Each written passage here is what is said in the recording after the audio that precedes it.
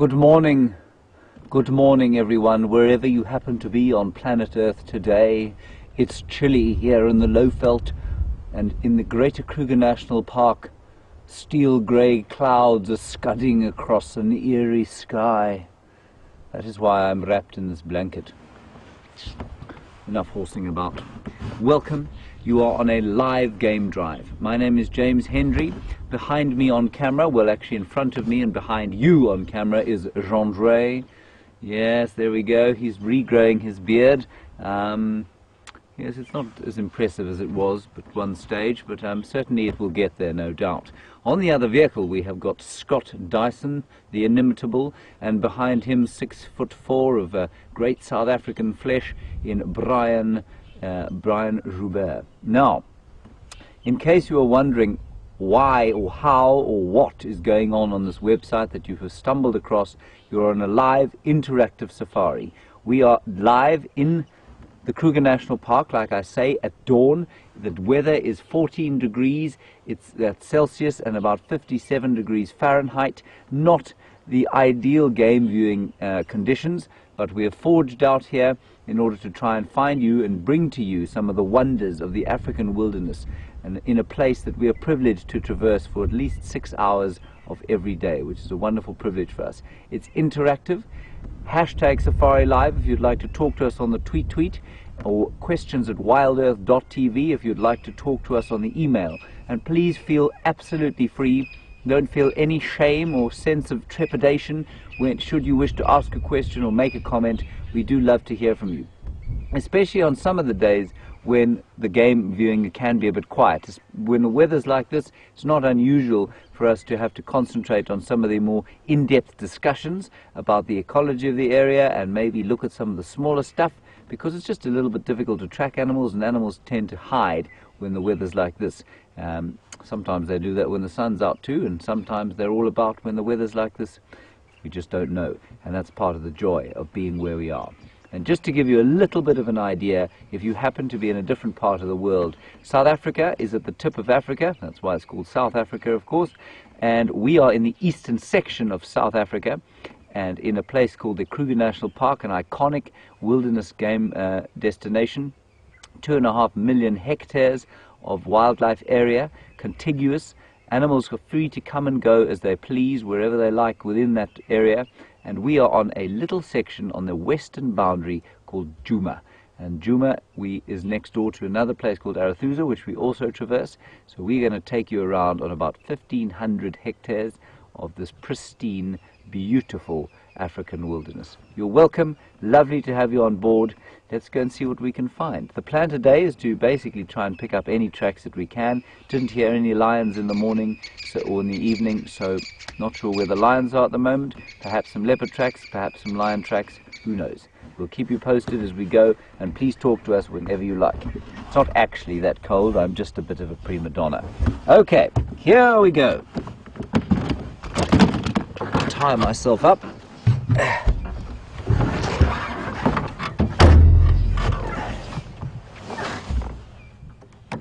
Okay, Jean-Dre, are you ready? Yes. Okay. I do hear a great amount of alarm calling. Can you hear that?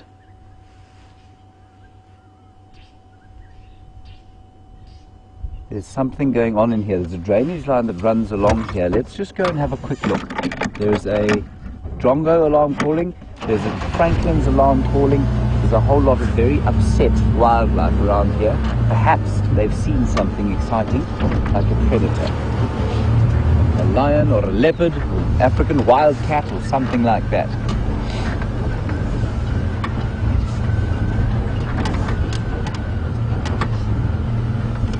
There are the Drongos up in the tree there, calling loudly, and the Franklin was just over here.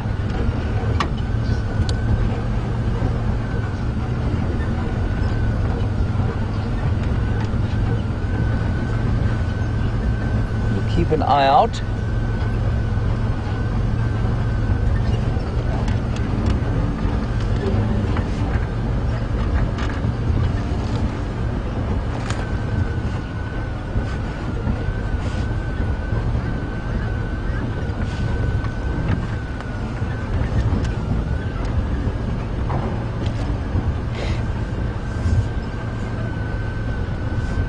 Now we must watch for the tracks. Seems to be an old road along here somewhere.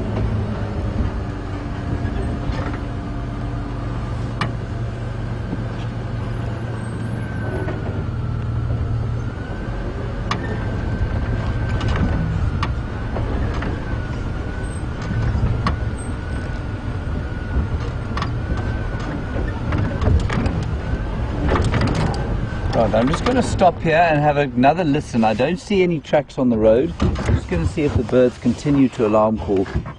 They seem to have calmed down. Anyway, we'll look around and we'll keep looking for tracks, and that's basically how it will go this morning. Safari, while we're sitting here listening to see if anything else shouts, you ask a question about Junior, the male of the Nkuhuma pride, who is about 3.5 years old. And you say you heard that he was seen alone yesterday on Biffle's Hook. He was indeed seen alone. He seemed to have been separated from the pride. The pride was chased off. The entire pride was chased off a buffalo kill by one of the Birmingham males. So that's a bit of a disaster for them. Anyway, Junior was somehow separated from them during that scuffle, and he was found on his own. I'm not sure whether he has rejoined the pride or if he's still on his own or what's going on, but no doubt the radio will hear. The radio will tell us during the course of the morning. So for those of you who perhaps don't know, we are in radio contact with the properties to the north and south and east and west of us, so we do hear what's going on with the wildlife of the area. All is now calm. Anyway, we'll drive up here and we'll see what we can see.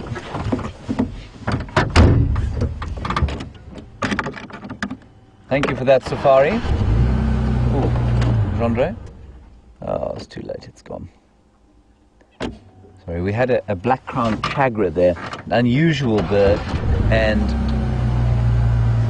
very seldom do they sit still for long enough for you to film them, or in obvious areas. They kind of live in the understory of the trees. Very beautiful call.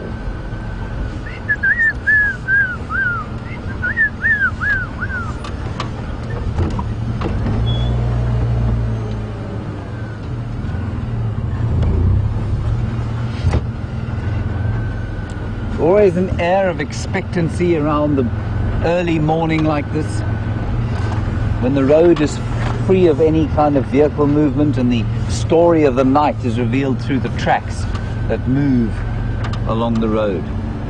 Got some buffalo tracks, some various antelope tracks,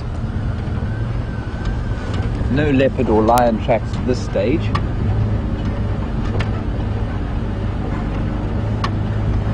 Going to drive slowly along and see what we can pick up.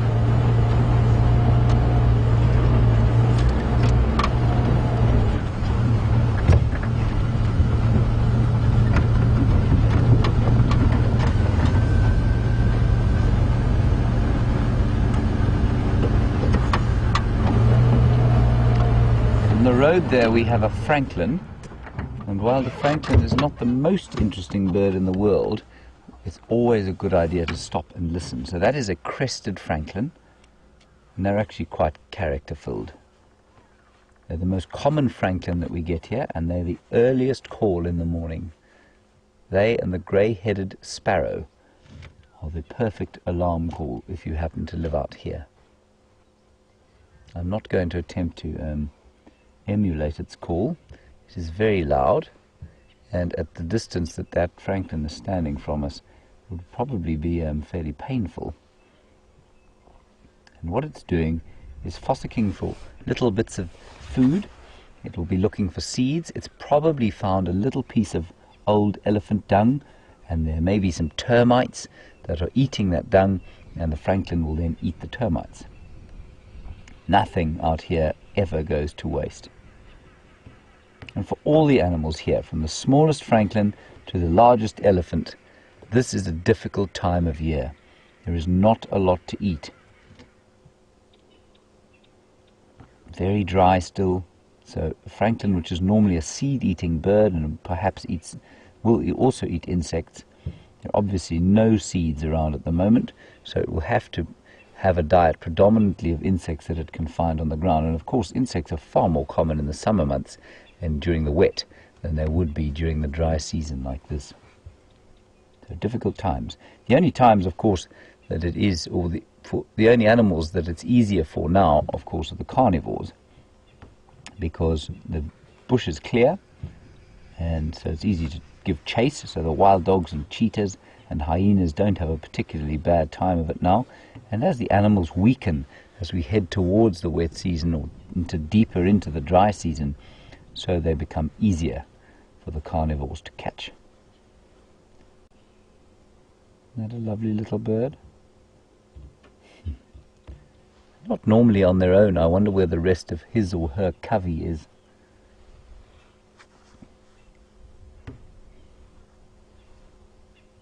Beautiful markings.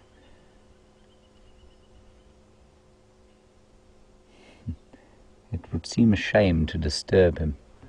So I think we'll just sit for a little bit longer, if you don't mind.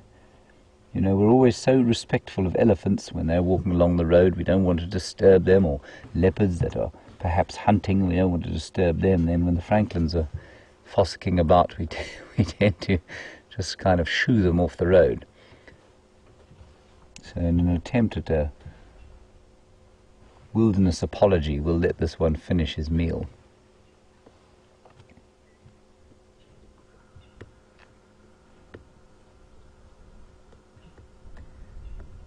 He's very sweet. Lots and lots of francolins we get out here. That's one of 5 species. The other ones being the Shelleys, the Swainsons, the Natal, and of course my favorite, the little golden-headed Coqui francolin. There we go. Right, I'm afraid that's it, Mr. Francolin. Shake yourself out.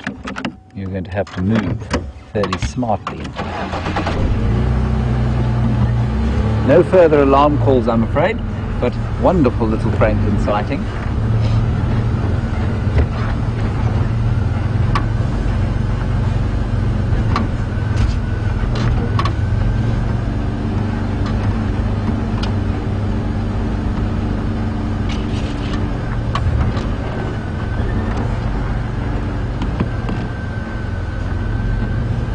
Hello, Ramona in Germany.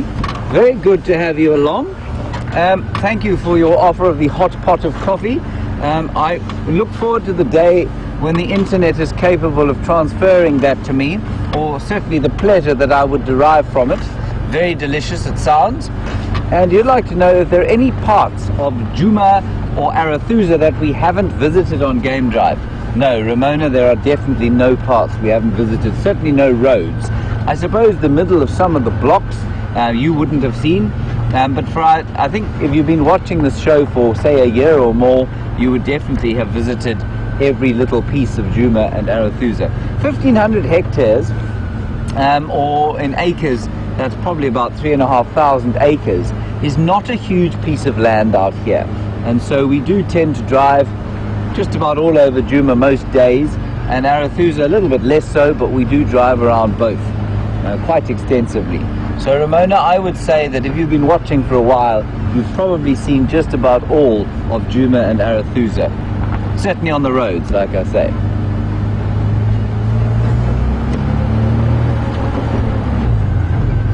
Let's see what else we can spot. And what you should also keep an eye out, everybody, is signs of spring. Keep an eye out for signs of spring, flushes of green, the odd pale yellow flowers on the acacia and combretum trees.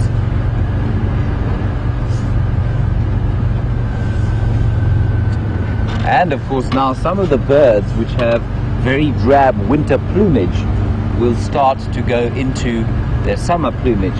The widers will get long tails, the weavers will go yellow, and the red-headed weaver of course will get a what coloured head, Andre? Red head, correct, well done. And just on the subject of weavers, quite interestingly, we had a comment from Karen in London. Karen, I'm not sure if you're watching still, but I'll tell you in summary what she said. She said that you can predict whether you're going to have a dry or a wet season from where the weavers weave their nests in the tree.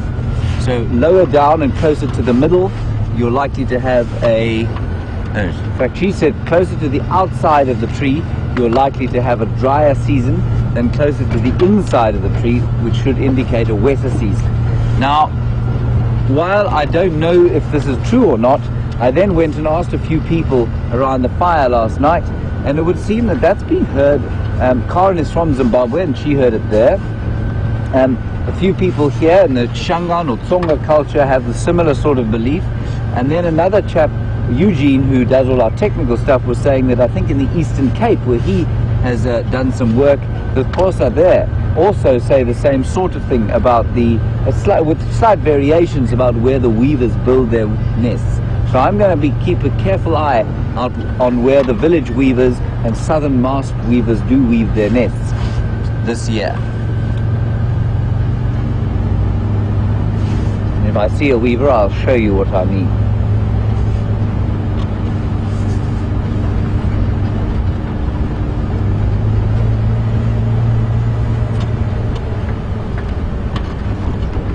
We have had a few technical difficulties with this weather. We're not really sure why, but we are on it. I think everything's working fine today, and we're just waiting to hear for one of our towers to come up, and then we'll probably head off west towards Arathusa. Scott is having a couple of difficulties with Wendy, but he will be up and running fairly soon, I hope. Otherwise you're going to have to stare at me for three hours.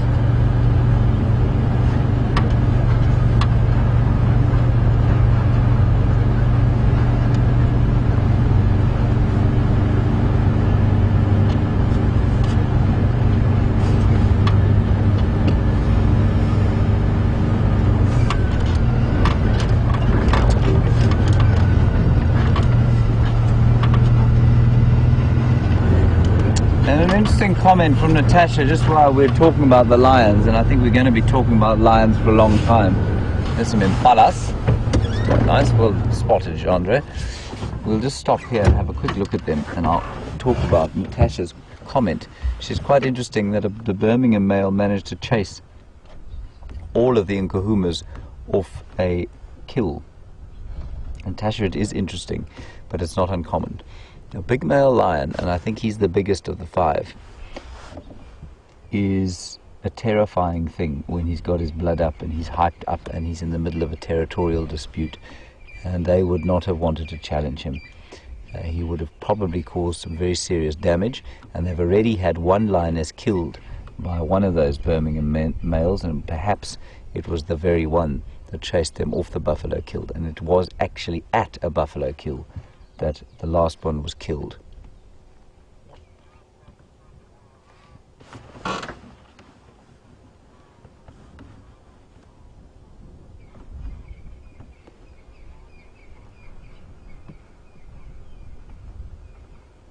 I'm just getting an update on the radio, everybody, about tracks of the Nkuhuma Pride.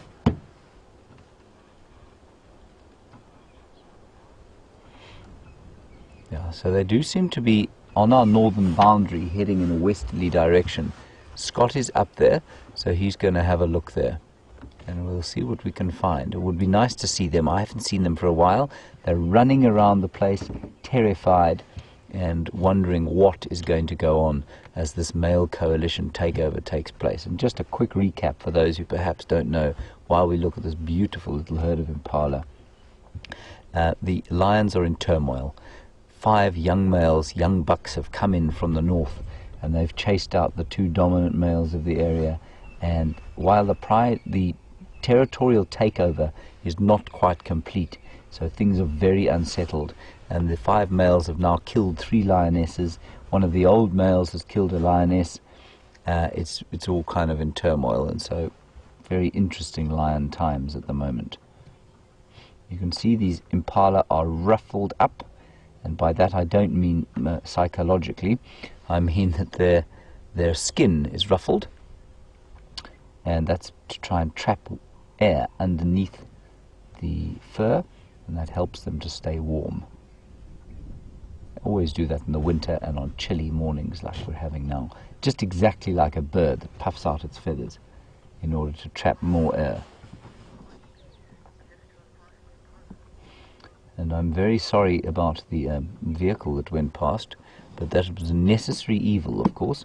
That is Eugene on his way to the Gari repeater to try and make it work. He'll probably have at it with a hammer or kick it a few times, and it will then start to send a signal which will allow us to traverse onto Arathusa Terra Incognito to the west.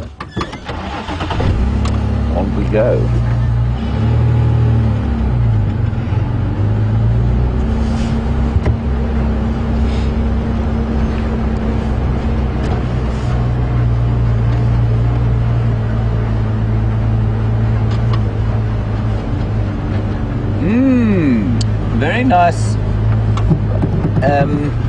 Very nice sort of thought from Jessica in Ohio. Jessica, you would like to know, would Junior likely ever join another coalition, or will he remain on his own, or what will happen to him? Jessica, it is not unheard of for unrelated male lions to join other coalitions. Just looking at some hyena tracks here. So that's not impossible at all. But would he join any of the coalitions in this area? Well, that's difficult to say. Now, what is interesting is that there are two males called the Styx males, just about a year older than Junior is now, and they are knocking about in the south. They do come onto Arathusa every so often, and they are offspring, we think, of the Madimbas. The Madimbas being the ousted two. Now, Junior is also, as far as I understand it, an offspring of the Madimbas. So they are, in fact, half-brothers, because they come from different prides. Were they to meet up, there may be some sort of kin recognition, I'm not sure, and they might actually join up. And so that is an interesting thought. It's possible. I don't think he'll join up with the Birminghams. I think there are too many of them and they're unrelated. But, you know, who knows? Very interesting postulation.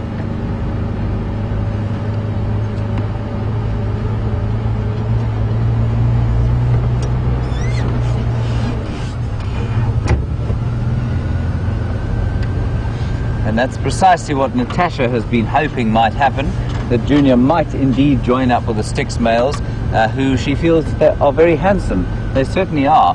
One of them has got a magnificent haircut. He looks like a really well manicured and well coiffured young male. The other one's a bit more spiky and, what should we say, what could we liken him to? He's a bit more punkish, I suppose.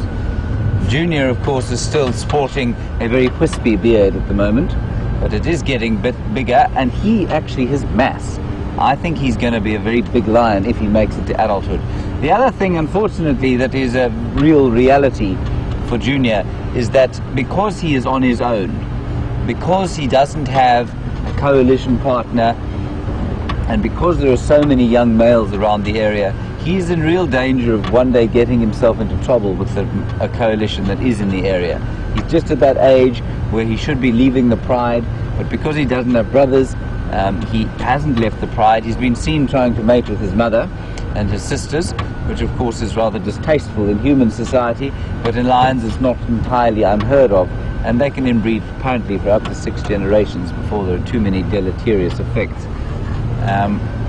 So yeah, I think his days, he's got about a 50-50 chance of making it, I think.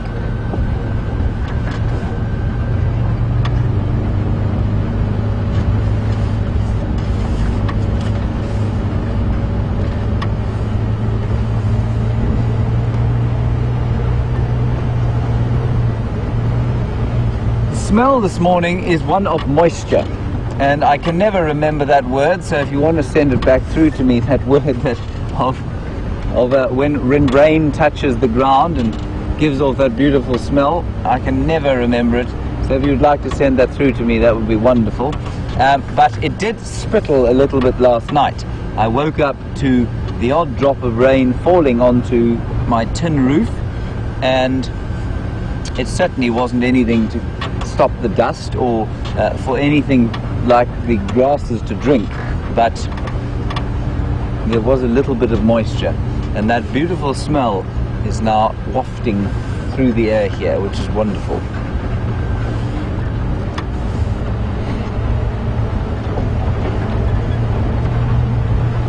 Andre, do you remember that word? No. I must have heard it 500 times.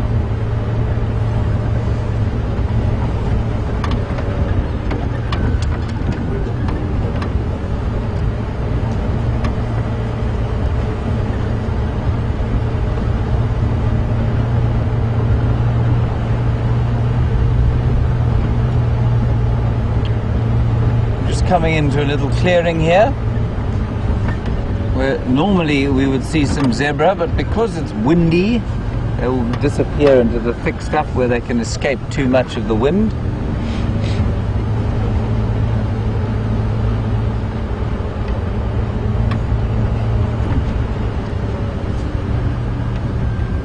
Check quite carefully, but I haven't seen any tracks cross.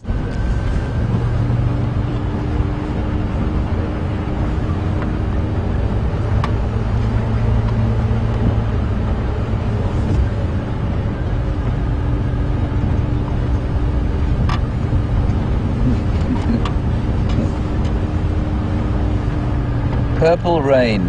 We would like to know, on the subject of rain, purple rain, thank you for your question.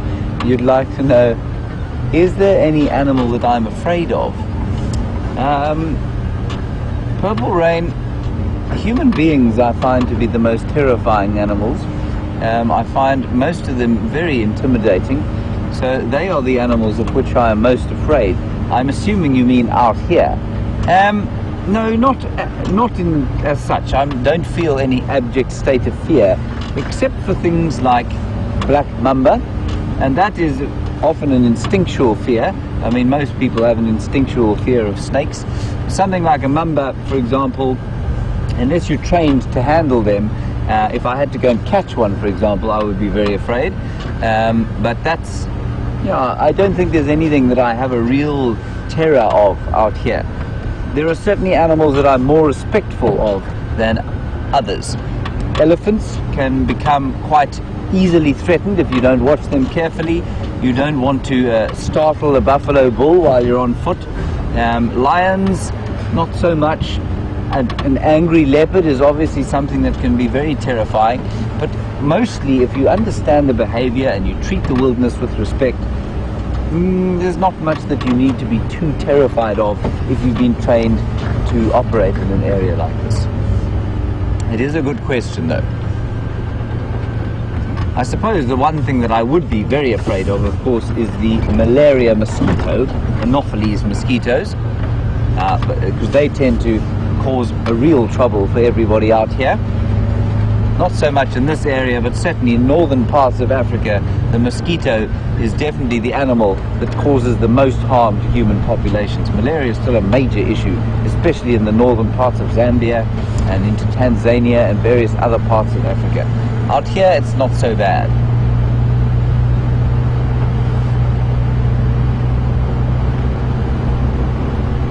It's starting to spit a bit, Jean-Dre. Is your camera all right?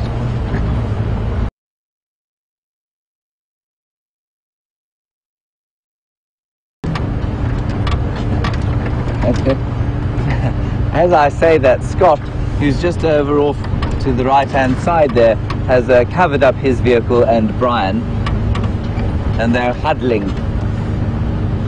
They're huddling like gypsies, trying to avoid the moisture.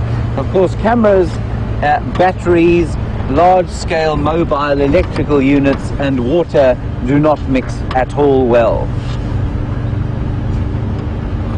Petrichor, there we go. Thank you, Jess, on Twitter. Petrichor, that's exactly what I'm thinking of. There is a smell of petrichor in the air from the moisture that has touched the ground and is releasing the beautiful scents of the soil and the earth into the air. Petrichor, I'm going to say it 20 times. Petrichor, petrichor, petrichor, petrichor, petrichor, petrichor, petrichor, petrichor, petrichor, petrichor, petrichor, petrichor, petrichor, petrichor. There we go, petrichor. Thank you, Jess. What's it called, Chandra? Petrichor, there we go.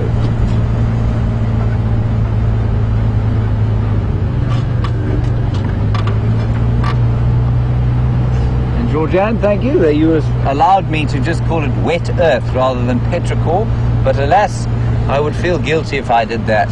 So petrichor it is.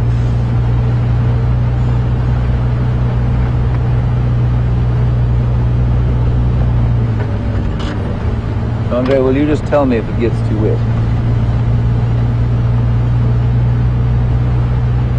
It may look a little ridiculous from where you're sitting for me to be talking about it becoming too wet for us to carry on, but like I say, electronics and moisture are not friends, not happy bedfellows.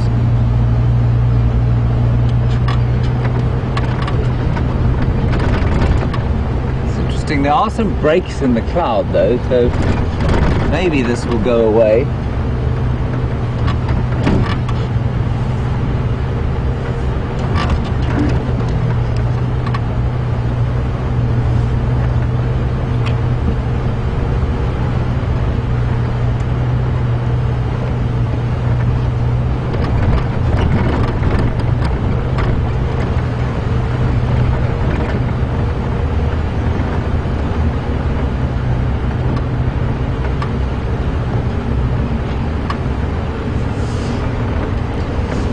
All the way from Fiji we have a question. What time is it in Fiji? Trent, in Fiji, I mean probably tomorrow in Fiji, almost.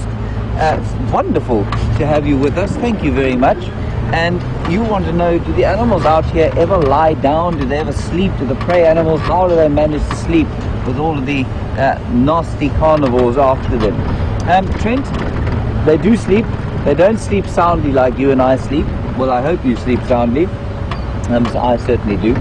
And they go into a sort of semi-state of sleep. They will lie down, especially on moonlit nights when they can see what's going on. But there'll always be one or two that are up and looking around.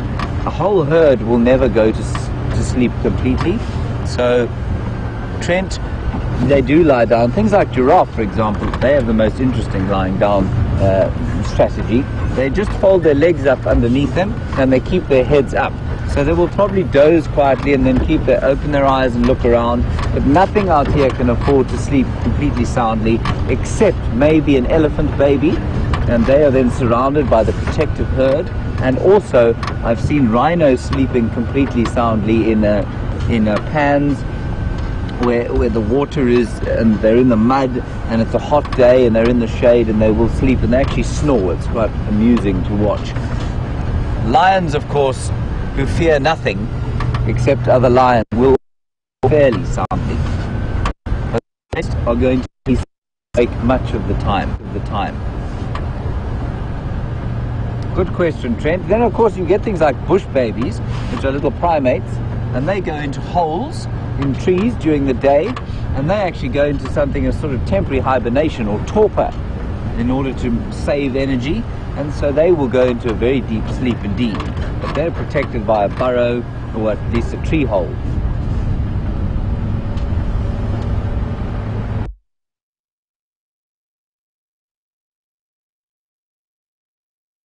See what he's found, see if he's still under his rain cover.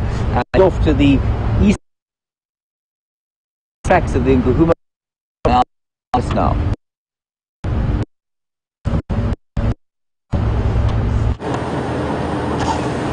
Hello everyone, and welcome on board with myself, Scott, and I'm teamed up with Brian on camera today. It's, as you well aware, a bit of a cold and drizzly morning, but the good news is that the Nkuhuma Pride have crossed back south into Djuma, and that's what we're busy doing now. We're busy trying to track down this pride of 7 lions.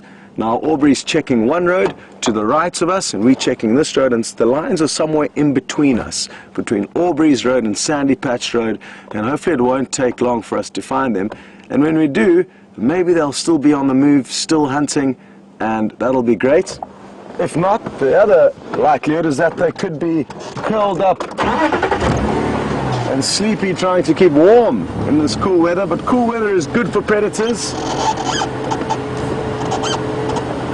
I must admit, I actually missed their tracks of them crossing back south. Maybe I was too busy concentrating on the drizzle that we were getting that was wetting our equipment a little bit, but either way, thankfully Aubrey double checked where I had gone and he found their tracks that do come south into Juma. And it's always a little bit embarrassing when you've driven a road and another guy drives down 2 minutes later and informs you that you've missed a whole Pride of Lion crossing. But it does happen to everyone out here from time to time. This morning it was my turn, so hopefully we'll be able to redeem ourselves, or at least myself, and help Aubrey find these lion now.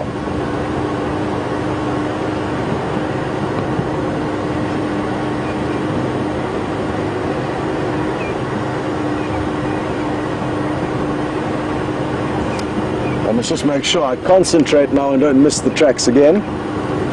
That's why I'm just going to drive very, very slowly.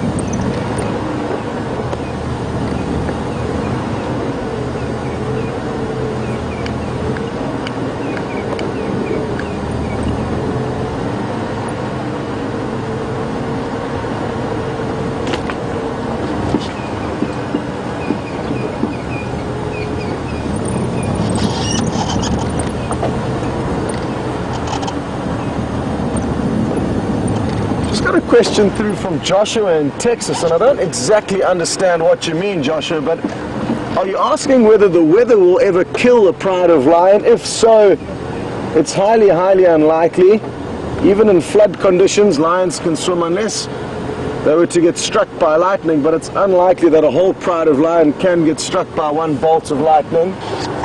But animals do occasionally get struck from time to time. It's mainly the taller animals like the giraffe, but even then it's not very common.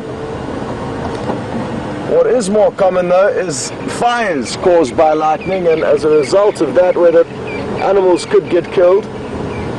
But I've never heard of a Pride of Lion being caught in a fire and killed, although it could well have happened. The bushfires in this area can really rage, and there's so much dry vegetation that the fuel load to feed the fire can result in incredible blazes. And after a very, very dry season like this, during our first rains, one of those bolts of lightning that do come from, yay, the lion tracks. Let's just get a hold of Aubrey and I'll be back with you shortly, Joshua, but this is very important that we update Orbs immediately. Orbs tracks on Aubrey is very close to Vuyatela access, still heading south. Now what I'd like to do is try and position the vehicle so that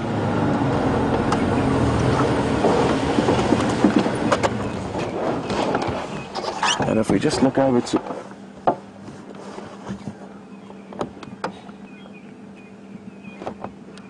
Orbs, we're probably 50 meters east of Vuyatela access, and they're still continuing down the road, so I'm sure they'll come out on Vuya's access.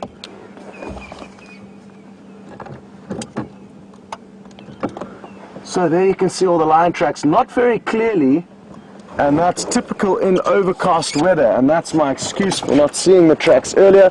It can be quite difficult to see tracks when there's flat light like we're experiencing now.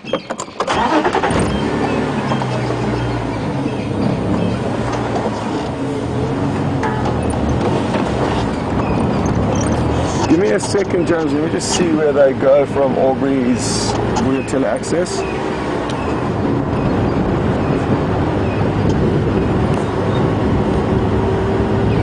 What might be worthwhile is checking the Power Lines Road. There's that game trail that runs from Aubrey's down to the power lines. Looks like they might head down there. Sorry everyone, but I'm just trying to update James as well as to what's going on. And I'm just going to jump out here very quickly. I think these lions moved over this road between us this morning because I did drive here and I'm fairly certain I wouldn't have missed their tracks crossing. They look crisp and fresh. I just need to get a good idea of where they go from here.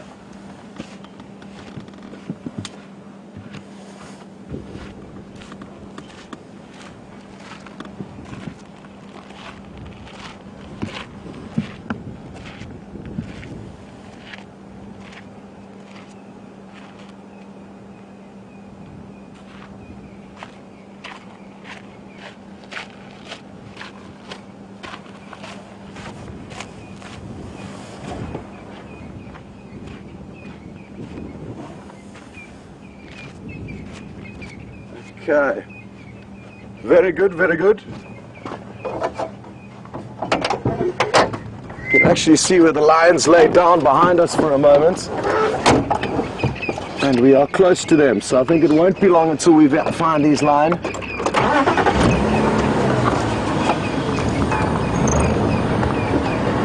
And Aubrey's just arrived behind us. So I'm maybe going to let him go in front. Do you want to go in front, Orbs? It looks like they'll go up this way. Because at least you've got William who can see tracks, not like me. Sorry about earlier. Have a good morning, everyone.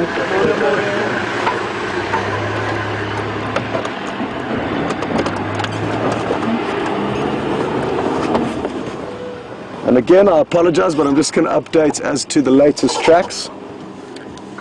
James, they don't take that game trail towards power lines. They actually veer more north up Vuya's access. I've let Aubrey go ahead of me, but maybe it's worth checking on powder planes from power lines towards Vuya's access.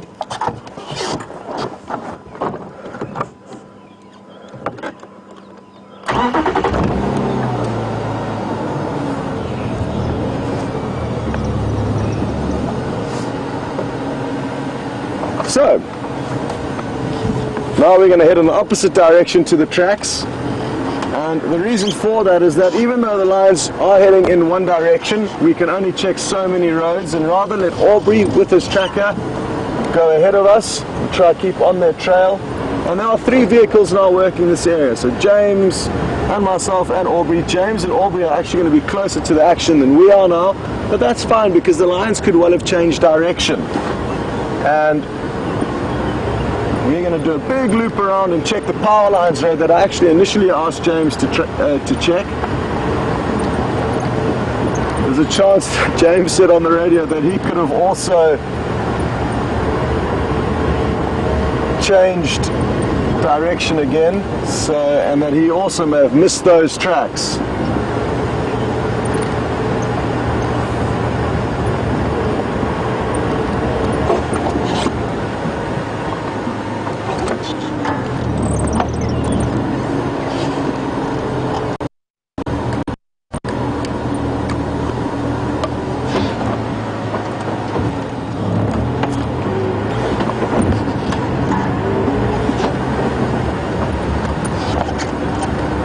Okay, well, Joshua, thank you for clearing up your question earlier.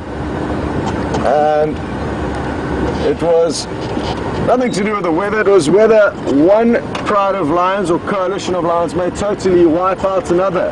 And yes, that certainly is possible and does happen.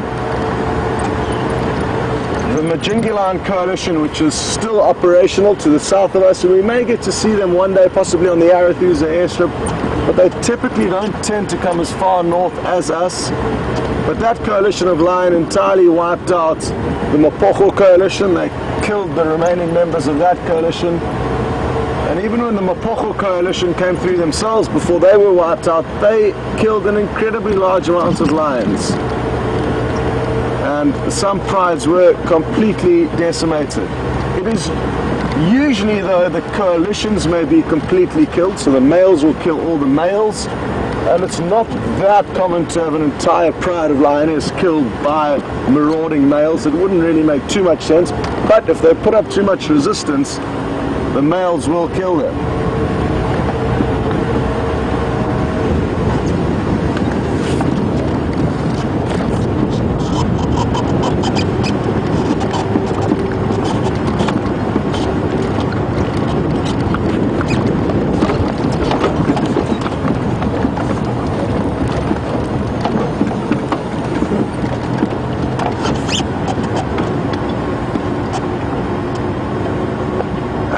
Still on the topics of lion and killing,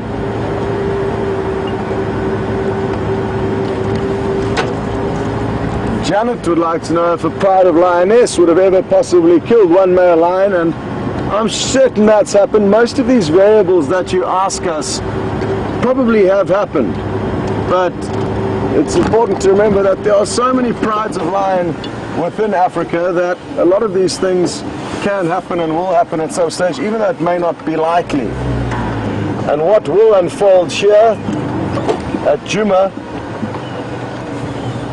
will vary from what may have happened in the past with other prides of lion, and the only way for us to know what is going to happen here is to wait and see. And we can hypothesize for days on end as to what may happen, but the variables are basically endless. And that's something also important to remember. Just because one thing may have happened somewhere once upon a time doesn't mean it's going to happen again here.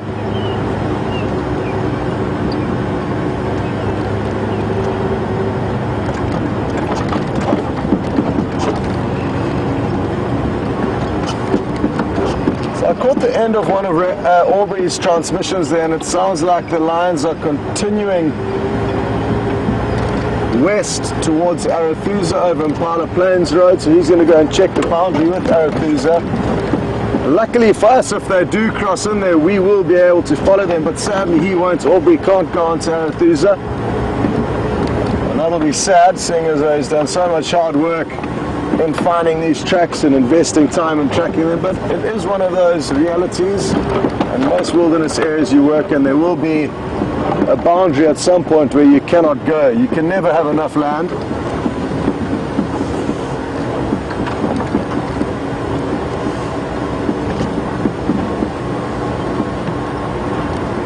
And because of the little spots of drizzle, Brian's going to have to occasionally give the lens a little bit of a wipe. And I guess that is the beauty of being on a live safari. There may be some glitches along the way, but it's no different to being a guest out here. If it rains, it certainly will have an impact, and we'll do our best to stay out for as long as we can, but in the coming months we are going to have some trouble with the rain. Sometimes the rain can be so torrential that the roads are closed, or most of the roads are closed, and we can only drive on one or two of the main access roads. There will be some limiting factors with the rain. Also, off-roading is very, very difficult, and you actually can't do it. In some areas, otherwise you'll get stuck and cause a lot of damage to the earth whilst getting stuck and trying to get unstuck. It can cause very deep ruts and damage.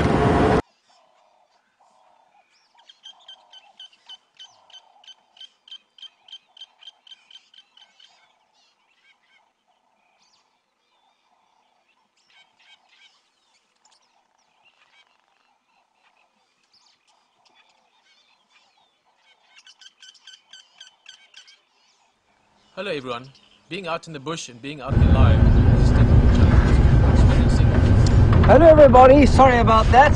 Yet again we seem to be flummoxed by the technical trials of broadcasting high definition live out of the Greater Kruger National Park.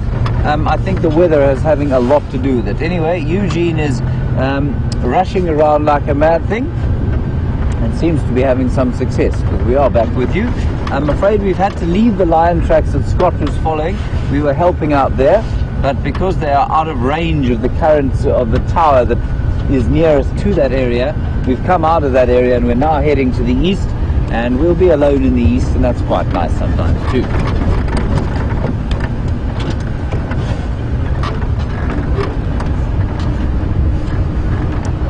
And Edward, don't worry, Eugene did not hit anything incorrect with the hammer. I think he's probably hitting everything correctly, and that's why you now see us again. So our plan now is going to be to head off to the eastern side of the reserve, see what we can spot there, see if we can pick up some tracks, and we'll keep you posted. Well, we won't keep you posted because you'll be with us, so you'll be abreast of all developments as they happen.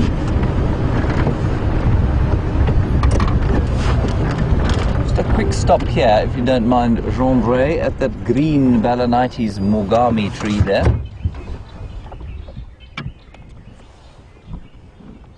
That green tree there is going yellow, and it's an odd time for it to be going yellow, of course. But there are 3 or 4 different trees that do this. Jackalberry trees and these torchwood trees do the same thing. And what they do is that they turn yellow now, they'll lose their leaves very quickly and then gain them again quickly. So they're sort of semi-deciduous. They're not quite evergreens and they're not quite deciduous. Ergo, they are, Gendre, semi-deciduous. Right, good. Fascinating little stop that, wasn't it? We're going to carry on to the east.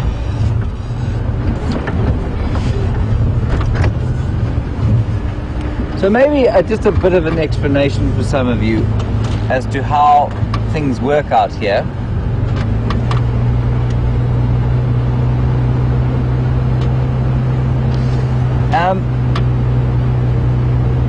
Darlene, I'm going to get back to what I was going to say. Darlene, very nice question. What's going to happen to the game drives when the rainy season starts? Well, the first thing to understand, of course, is that the rainy season is hardly like the rainy season in the middle of a tropical rainforest. Indeed, we only get about 400 to 500 millimeters of rain in this area, and they tend to come in very large storms. So when they're fairly brief deluges, and then it clears up again. So if it does rain like that, I'm afraid the broadcast will either be conducted from the underneath of some sort of rain shelter, but the other actual game drives will cease because we are unable to move in the rain, because we will destroy everything, set the car on fire, and possibly explode in the wilderness. None of which are particularly enjoyable outcomes. And so, Darlene, the game drive will stop, but the broadcast may well continue, dependent on whether we have a rain shelter from which to operate or not. But like I say, the rain is short. It's not, I mean, the rainy season is not, it's not going to rain every day, so it really won't. I don't think it's going to affect us too much, I hope. And if it does affect us, it will most likely be in the afternoons when the big thunderstorms roll in. And there are such special things to see, those thunderstorms. So just on the subject of our technical issues, how this works is that there are a number of... Firstly, what happens is that the camera takes a picture of me. Then it goes up out of an aerial on the back of the vehicle. That goes off to one of 3 towers that we have here. One is situated...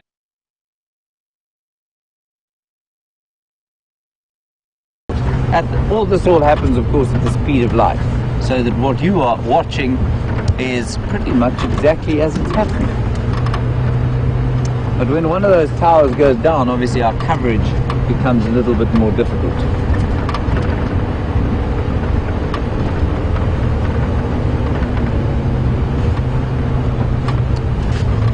Let's go down here, Jean-Bray.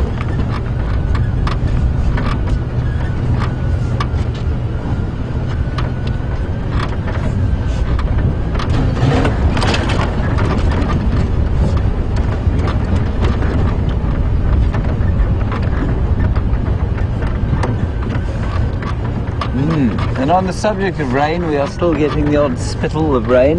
Debbie in Vancouver, where I think it rains substantially more than it does here.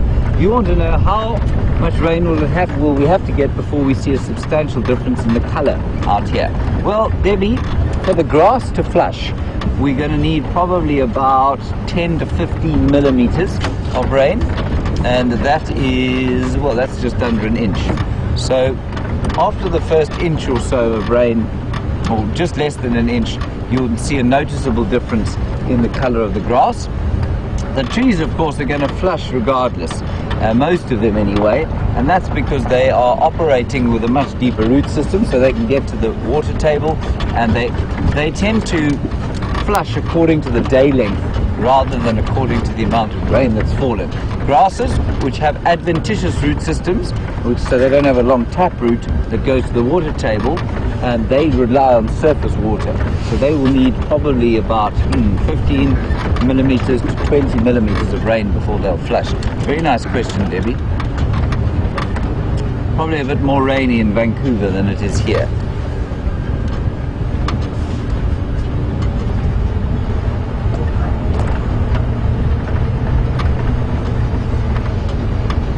Did I see a giraffe there, or was it a tree? You don't see a giraffe, do you? Deep and abiding.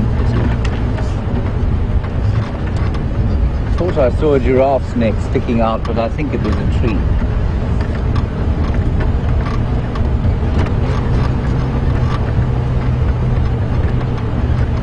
Oh well, alas and alack. Let's forge ahead, fearless in our task.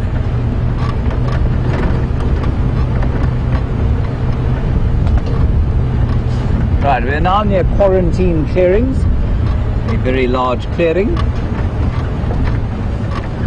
And we centre quite a lot of our activities around here because it's a good spot, it's very beautiful, it's quite high up, and the animals like it because it's clear.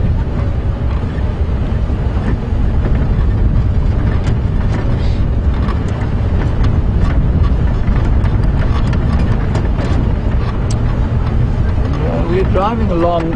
I'm going to answer a question from Trudy, a very nice question, but I'm hoping to actually find what you're asking about before I answer the question. Trudy, you want to know about termite mounds, and you say, why after all the effort it takes to build them, do the termites leave? Trudy, the termites don't leave so much as die. So remember, especially with the big mounds, underneath the surface is a queen, and the queen is about that long. She looks like a giant sort of, she looks like a termite in front, and behind her she's got a sort of bag. Her abdomen swells and it produces up to 20,000 eggs a day. Now once she dies, the termites will just carry on doing their thing, but eventually of course they will die, and if they're not being regenerated the whole time, she can live for up to 15 years and she will often be replaced. But if she isn't replaced, then the termite mound will die, and that's why it sort of stops functioning, and then it becomes a very useful home for hundreds of other things.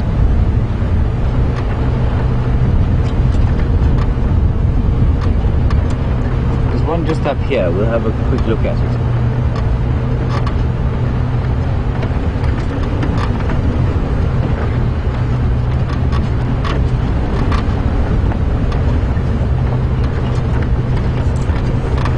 Here we go.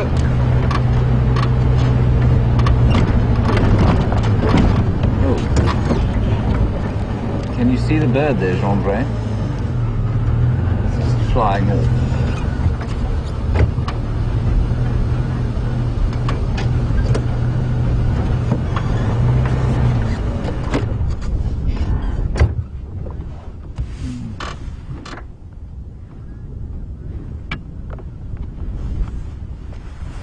Shauna and Ambrosia in Oklahoma, you want to know, does my knowledge come from books or experience? It comes from both, and I'll get back onto that now. I'm just going to show you this termite mound. Sorry, Rob, I didn't tell you I was getting out. So, Trudy, this is of course the termite mound of the fungus-growing termite Macrotermes natalensis, and in the middle, underneath, is that huge queen of about that size, and she's producing about 20,000 eggs a day.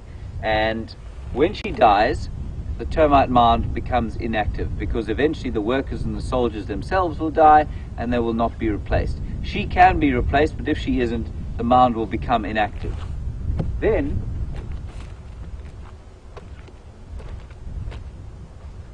it becomes a home for hundreds of other things. This one has definitely got some dwarf mongoose living in it. I can see some dung.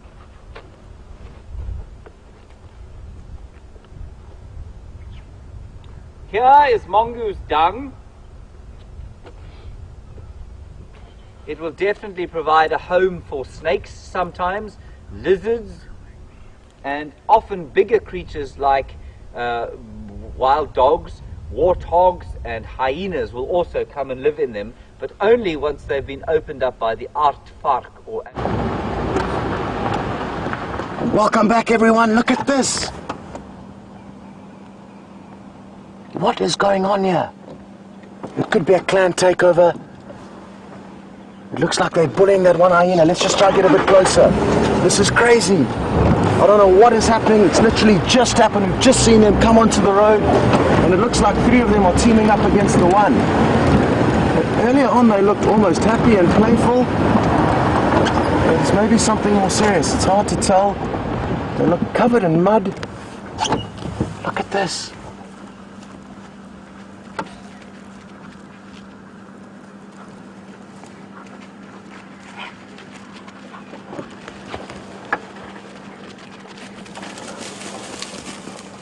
I think it could just be playful behavior.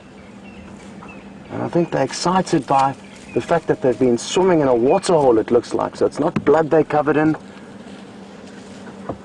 And they're right here all around us. Other two you can see playing off in the background. Absolutely incredible. And quite similar behavior, you could say, to what James saw the other day. And again, it was water related. The hyenas seemed really excited and happy.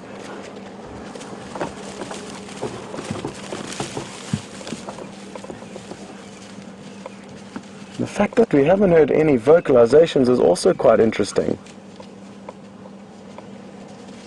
Well, I've never seen a hyena behaving like this before. And initially actually thought they were wild dogs running down the road to us.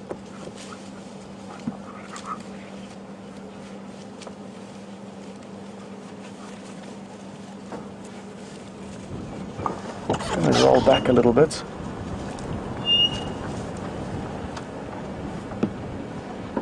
Now, they are such complex animals, and it looks like there's a smaller individual bullying a slightly larger one there, and hierarchy plays such an important role in hyena society. And that's what's interesting here. The one that's holding its tail up is showing signs of dominance, and the one that's actually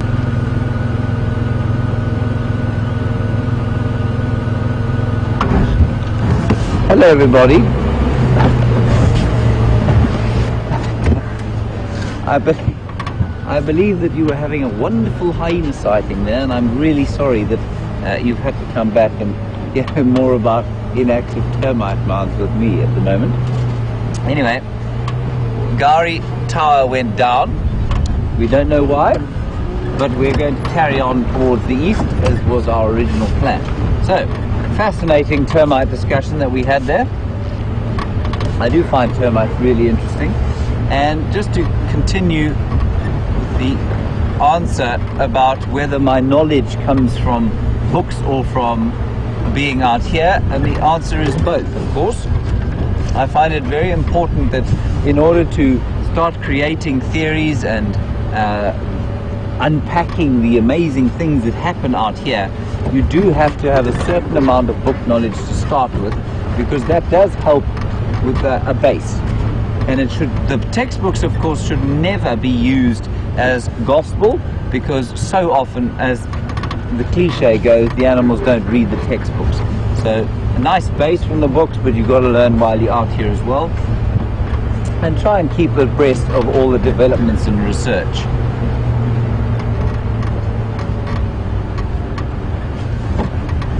And then the largest termite mound I've ever seen out here, Siberia Zumi. You'd like to know what the biggest one is that I've seen. I've seen one on Arathusa that Brent found, and that's probably about, I'd say probably about 5 meters off the ground. So that's probably about the biggest I've seen out here. Jean-Pierre, what's the biggest you've seen? That's probably the biggest out here. But the most impressive thing, of course, is the old tip of the iceberg concept, where the termite mounds do extend hugely under the ground. How the heck did I miss that? There's a really exciting little bird here. Not that little, quite large bird. Predator bird. There it is. A Wahlberg's eagle, pale form. This is an unusual form of the Wahlberg's eagle. And I saw him flying around the other day. And he doesn't look very pale there, of course, but he has a white front. Look at that. Lovely little eagle. One of the small eagles that we get here. And he will be, I'm sure his, oh look, Jean-Andre, there's his partner in the nest. See that? They're two pale forms. I've never seen two pale form Wahlbergs together. By pale form I mean that they are white coloured down the front. They're normally brown, that's the most common one. And these two pale form Wahlbergs obviously have a nest. That's their nest just to the right of your picture. And that's probably Mrs. Wahlberg just come out of the nest. This is spectacular. Oh wow. Normally you'll find a pale form with a brown one because the brown ones are just more common. And to find two pale form like this in a nest is spectacular. And they'll come back to the same nest every year.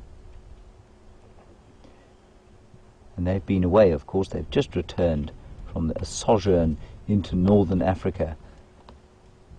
That's where they overwinter. So I wonder if she hasn't laid her eggs already in that rather uncomfortable looking pile of sticks. I think a fairly poor excuse for a home, but I suppose it works for the Wahlbergs. They're one of the most common eagles that we get here. Just while you're looking at it, I'm just going to quickly talk to Scott. He's calling me on the radio. Go ahead.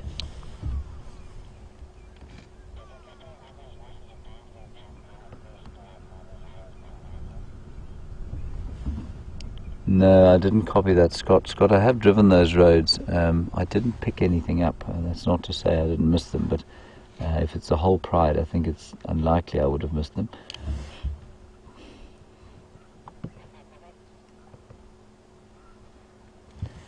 I didn't drive the whole of Zoe's.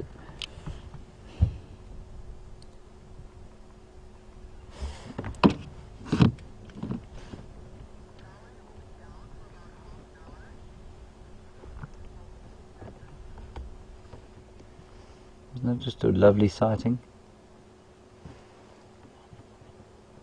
So I've seen them flying around here, and I didn't realize, of course, that this nest was an active one. And this is why it's so important to spend time and many seasons in a place if you truly want to understand it. So this nest, of course, is now being recolonized, and we will be able to see next year whether the same birds come back to it, which they should.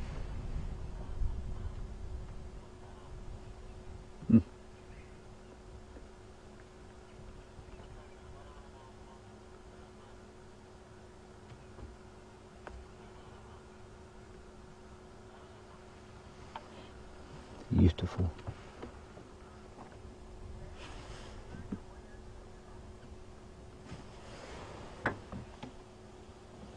Alright, that is the Wahlberg's eagle. Two thereof, two pale form Wahlberg's eagles. And what I'm just going to quickly do is show you a picture of the rest of them. And they are, or just the different colour morphs that you get. They're one of the most variable eagles that we get here. There they are.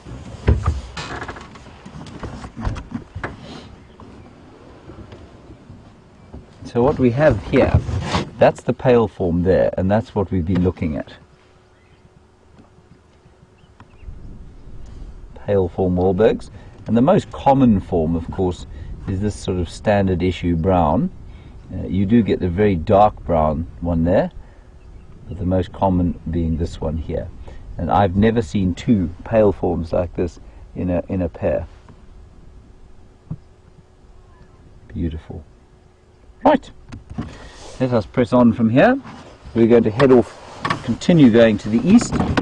Scott is going to be watching tracking the lions here, and if the Gari repeater does come back up and the lions are there, then I'm sure he will find them and he'll be in the area with them.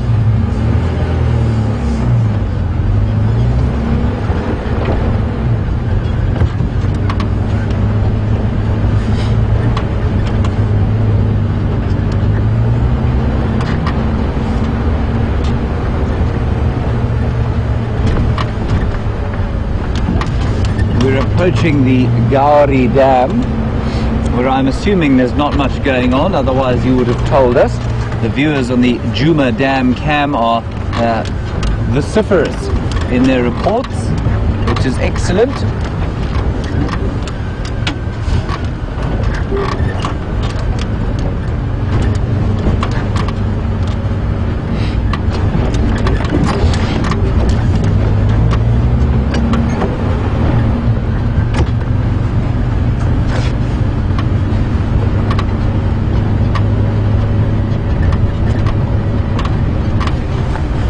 looking at some mongoose dung earlier, and Anna-Marie, you'd like to know if mongoose are part of the Wahlberg's menu. Yes, they would be, I suppose, but Wahlbergs tend to eat quite a lot in the way of reptiles, lizards, and perhaps the odd blue-headed tree agama and that sort of stuff, but they will take definitely small rodents and small carnivores like the dwarf mongoose. They won't take anything bigger than a dwarf mongoose, I don't think. They'll probably even take the odd ground-dwelling bird as well. They're not big eagles. They're probably about that size. So they're not the largest eagles that we get by any stretch, but they're certainly one of the most beautiful.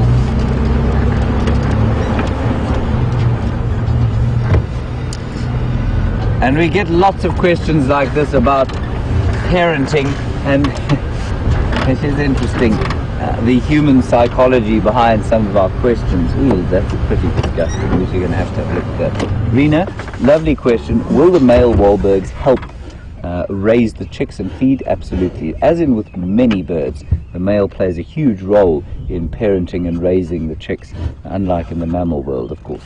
We're just going to have a look here. Look at that pit of swirling, boiling, enormous catfish. There's a huge catfish in there. And yesterday evening we were watching some storks trying desperately to catch something to eat, and you can see why they would be totally unsuccessful in a pool like this. Those catfish are far, far, far too big for any stork out here to eat. They're now approaching the size when a hyena and a leopard might come in and fish them out. The only thing saving them at the moment from hyenas and leopards, and maybe even lions, is the fact that the mud is so soft in that area, and what that does is that it just makes it very difficult for them to get in there and pull one out.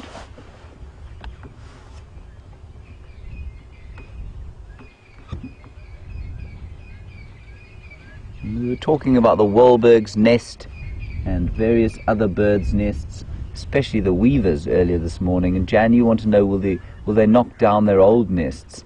Jan, they don't knock down their old nests, you know. They just ignore them and abandon them, and they'll build next to them. They may even pirate bits and pieces from the old nests.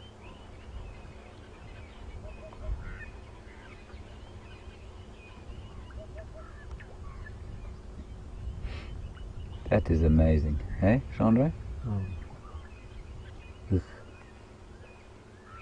I, of course, have been into that water very recently, trying to fish out a drone that was supposed to be filming them from above, but in fact decided to join them in that mud. Now, that was a fairly unpleasant experience.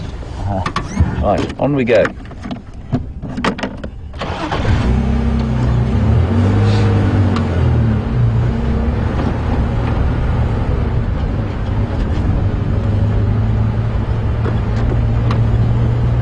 Nothing in the way of spectacular tracks at this stage, but Scott is still hot on the heels of the Nkuhuma Pride off underneath the Gari repeater, so I will keep you posted on any developments there. He's also still with those hyenas, which seem to be flinging themselves about with gay abandon.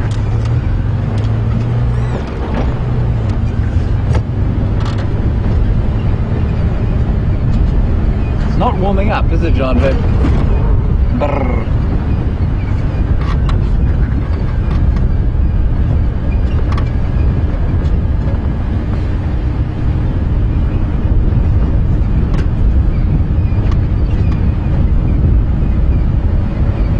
It's quite a nice idea we've got here from Samantha. When we find a bird's nest, have we ever put up a camera trap for it?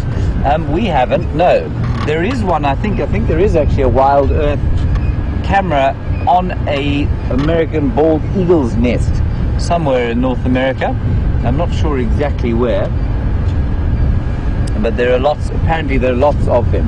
So if you would like to watch the progress of a bird's nest, you have simply to go to the WildEarth website and they will direct you in the correct position. We don't have any here at Juma. Boop, boop.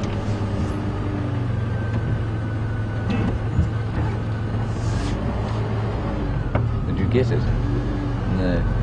There's a little bird up front here called a hoopoe, onomatopoeic name. Whoop, whoop. There he is. Some really nasty thick tree.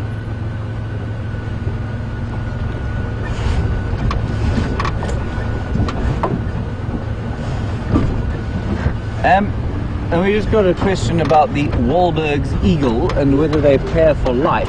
It's also another interesting one that human beings like to ask regularly. They're monogamous, certainly, so they don't have a polygamous or polygynous relationships, but they do they pair for life? Yeah, they probably do pair, you know, until one of the two dies. Then I think they probably move on quite quickly. But yes, they'll probably pair until one of the pair dies.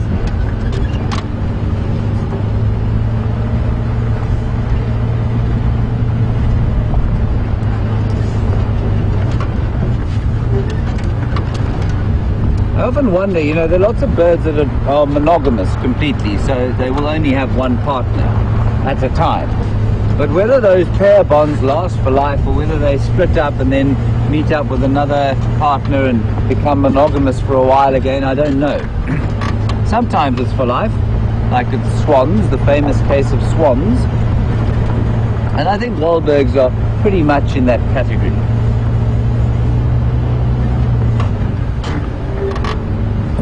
There's a lone impala ram, Gendre. We'll look at him.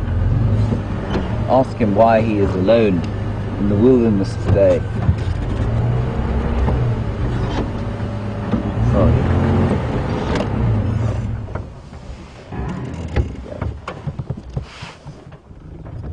Just on the subject of eagles, Edward, you want to know if I've ever seen a Mongolian hunter using, I think it's a golden eagle that they use to go hunting for wolves, I think you said. I didn't know that they hunted wolves, I must say. I know that they hunt various bits and pieces of stuff to eat. Edward, I certainly haven't seen it live, but I have seen it on TV.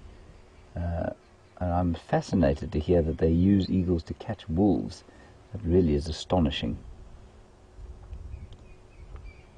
It is amazing the repositories of indigenous knowledge that exist throughout the world, where people have evolved all sorts of astonishing strategies to survive in trying conditions.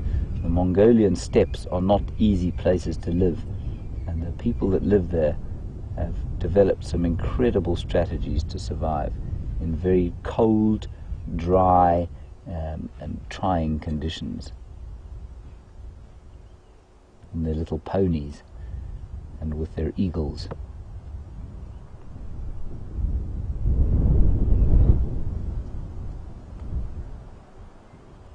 That young, well, not young, that's an adult impala, and he doesn't seem to have any friends.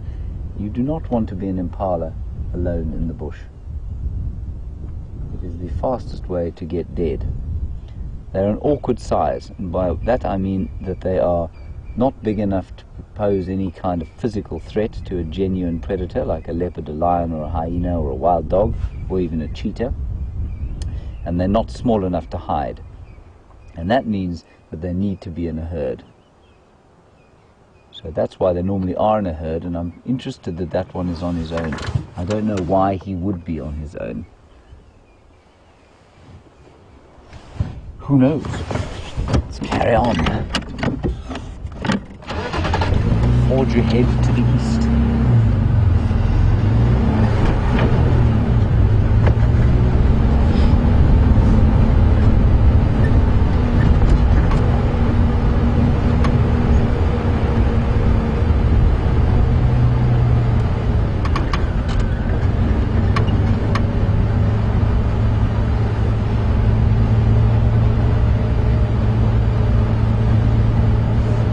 Hello, Osgood on Twitter. Osgood, that is a fascinating name.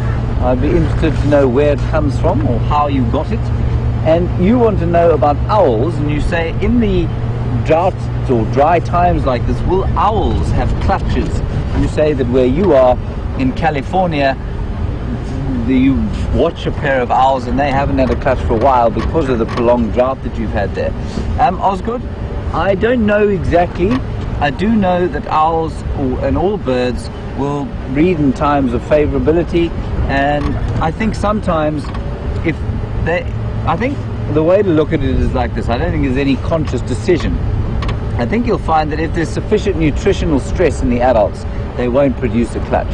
And at the moment, that definitely isn't the case. It's been dry, but we're not in the midst of a major drought. So I would say that the owls and the other birds will definitely produce clutches this year. If it continues to be, if we have a succession of dry years, then certainly the nutritional status of the larger birds will be such that they probably won't be able to produce clutches and certainly won't be able to raise them successfully. Very good question. Throughout these drives, you know, I'm always interested by how much your questions make me think and make me think, well, I better go and research that and I better go and read about that. I thought I knew about that, but it's not so clear in my mind anymore. So please keep them coming. They are great to have.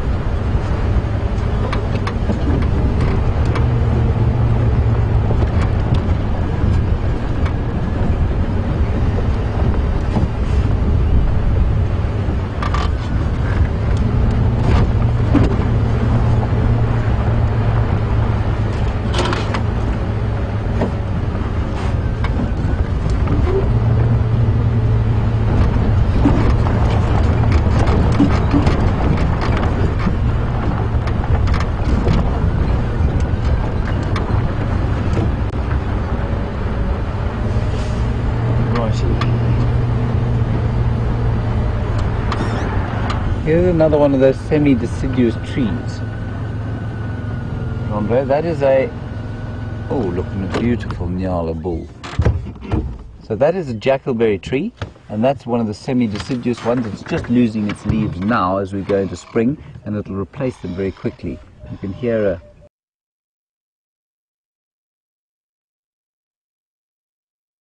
now as we go into spring, and it'll replace them very quickly. You can hear a laughing dove calling there. There's a beautiful Nyala bull up here. So we go forward a bit. Sorry, Jean, I'm going to park you right behind a tree. Just going to nip forward a little bit. Oh, no, we're not. He's coming out.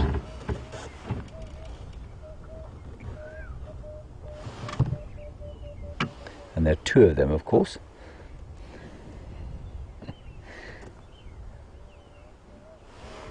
Searching desperately for something nice to eat. Look at that. Chandra, can you see the bird? Oh, no, it's flown off, never mind.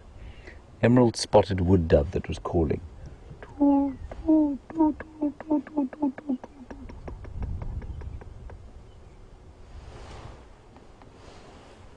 It's flown off. I got a satisfactory nod there from Chandra for my impression of the call.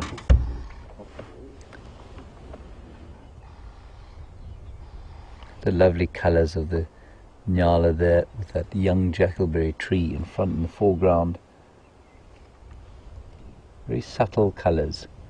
Some might say harsh in the dry season, but I think that they're really inspirational.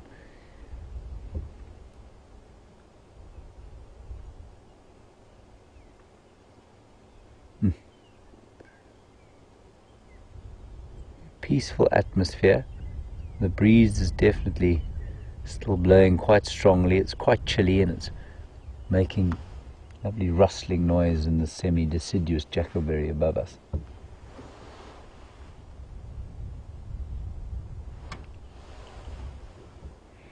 And of course, as was pointed out to me by Jess, thank you for that, the smell of a petrichor is very subtly infusing the air after the few drops of rain that we had last night. Those Nyala, of course, will be trying to find some sort of browse. Now you can see them, that one looks like it's grazing, its head is on the floor. It's not grazing, it will be finding some kind of non-grassy plant on the floor, or pod perhaps from some of the acacia trees. and that's what we'll be trying to eat. Right, we shall press on. Nyala, I think, are my favourite antelope out here. In fact, they're definitely my favourite antelope.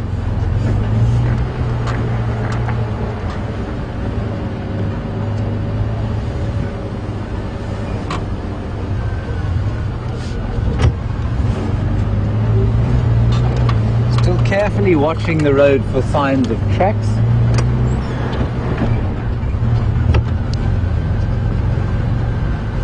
And alas, not coming up with any just yet.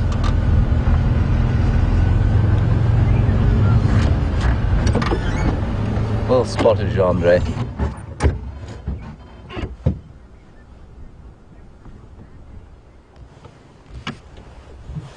We are looking at a female Nyala, and they are of course completely sexually dimorphic, so the males look totally different from the females.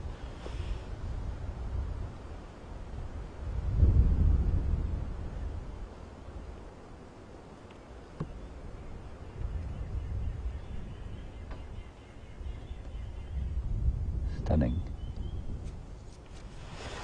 Angie on Twitter, thank you for your concern about my injury. I haven't shown my injury to Jean-Andre. So what we'll do is just have a demonstration of how it's going. Jean-Andre, there is my injury. Do you see it? Horrific.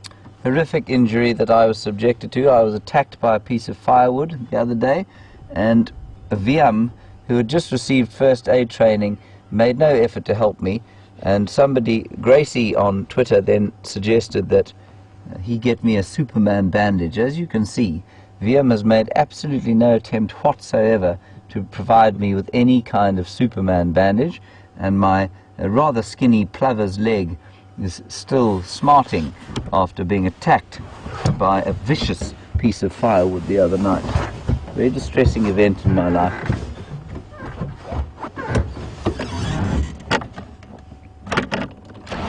So just to keep you updated, everybody, Scott is still with those hyenas. They're still frolicking about, and we're hoping that the Gowrie repeater will come up fairly soon so that he can show them to you. Seems to be a fascinating sighting. I'm a bit jealous that I'm not there, but maybe we will find something fascinating around the next corner.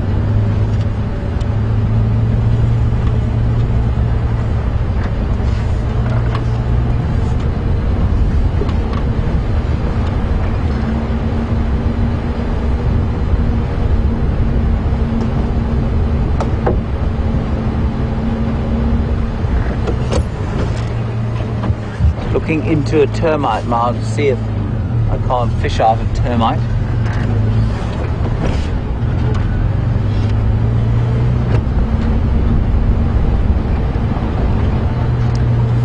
Quite an interesting opportunity to chat about some of the our anthropomorphizing, and there's always a question, some common questions and themes that come through when we talk about animals. The first is parenting, and whether fathers are good fathers or not, because of course in human society one of the big things that we values, the hugest attributes that we give to men, is that they should be good fathers. I haven't expressed that well. One of the most attractive qualities about a man is his ability to be a good father, to provide for his kids and remain faithful, of course. And that's one of the things that, one of the questions that we tend to ask about animals. So whenever we see animals breeding, the question often comes through: does the male help raise the child? Does the male provide? Does he protect? And so we like to think of the animals out here as having the human characteristics that we aspire to, or that we think that men should have. And I always think that's very interesting as far as that goes. And then the other thing, of course, is our, and I'll speak about this quite a lot, is our psychological way that we describe male and female animals. And I actually had I took somebody on a drive the other day, and it was after I'd had a long discussion about it, when whenever anybody sees a male elephant or a male lion, the first reaction is to say, well, it's so big. And when everybody sees a female leopard or female lion, oh, she's so beautiful.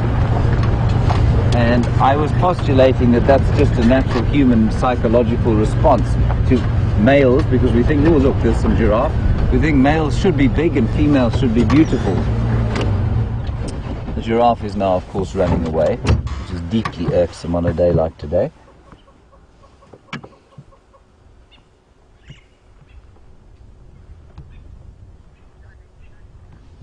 Beautiful giraffe.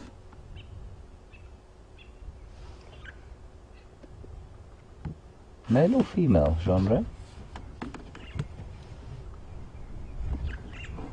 What do you think?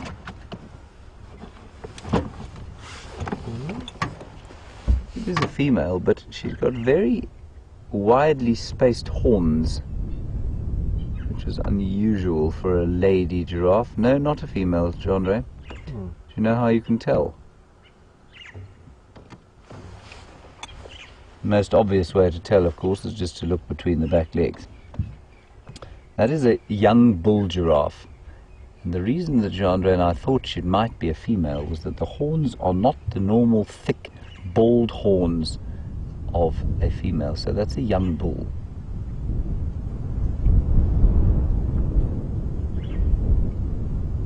He's very pretty. He's a little bit skittish, I think, because of the wind, you'll find.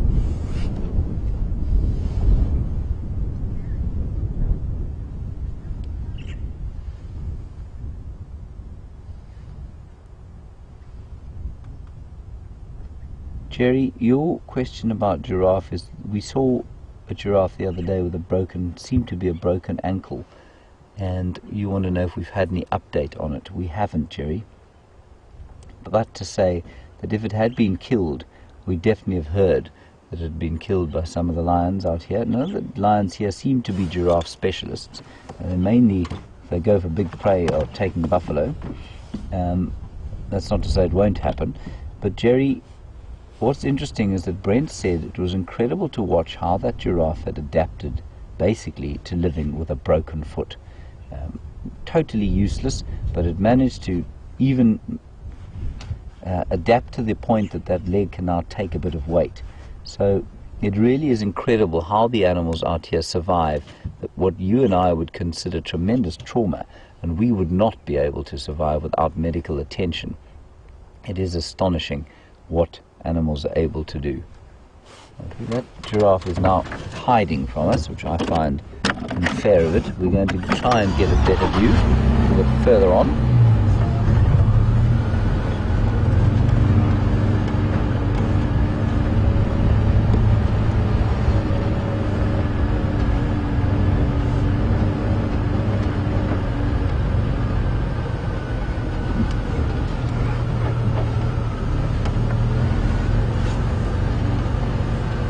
Young bull he's almost toying with our emotions. I'm just going to keep driving up next to him, and while we do that, an interesting question about whether that injury on the broken foot would ever heal on its own. No, it won't heal, because unless the bones are set together in exactly the right angle and then left to rest, then they absolutely won't heal. They will sort of maybe, oh, come on. That is extremely irksome animal. Just does not want to be seen by us. So the injury on that female giraffe will not heal, but it will, the bones might fuse together, grow in an odd direction, and to the extent that she can put some weight on it. But it certainly won't heal. Remember that when a bone breaks, especially if it's a clean break or it's a joint, I don't know that it's actually a bone break. It sounds to me far more like an ankle or a joint that has broken and come loose. Unless it's placed back into position, it won't naturally grow back into position.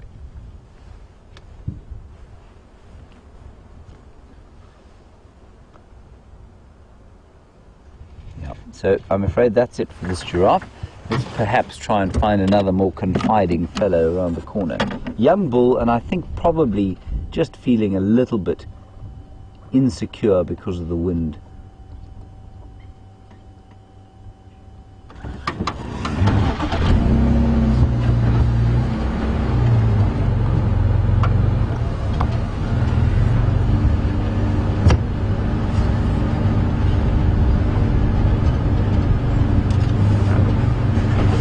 Rena and Lisa, regarding the giraffe, I think Lisa, you said, is it big or is it pretty? Lol. Just to carry on my little discussion there about size and beauty and the human, what we sort of aspire to and the attributes we impress upon animals and indeed each other. I had a guest the other day, like I was saying, and as soon as we saw the first male lion we saw, it was one of the Birmingham lions, and she said, God, he's huge, he's massive. I don't think the Birmingham lions are big at all. There comes the giraffe now.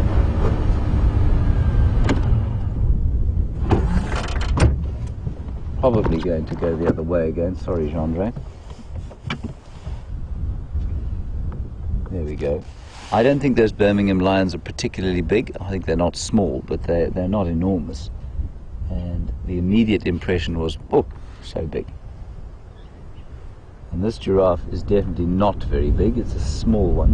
And Rena, you wanted an eyelash shot, and I'm sure, sorry we couldn't get that. This one's just not being particularly confiding.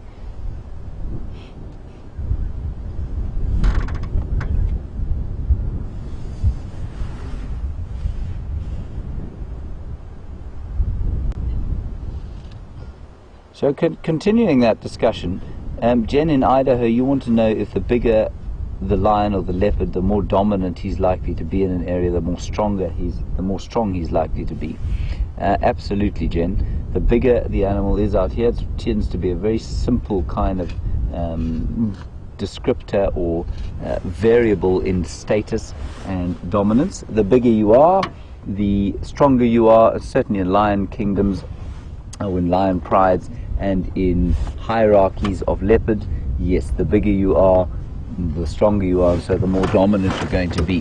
That's not why we talk about it, though. We talk about it, though, I think because we have a well, maybe something to do with it. We talk about it like that because I think it comes from somewhere deep in our human psychology.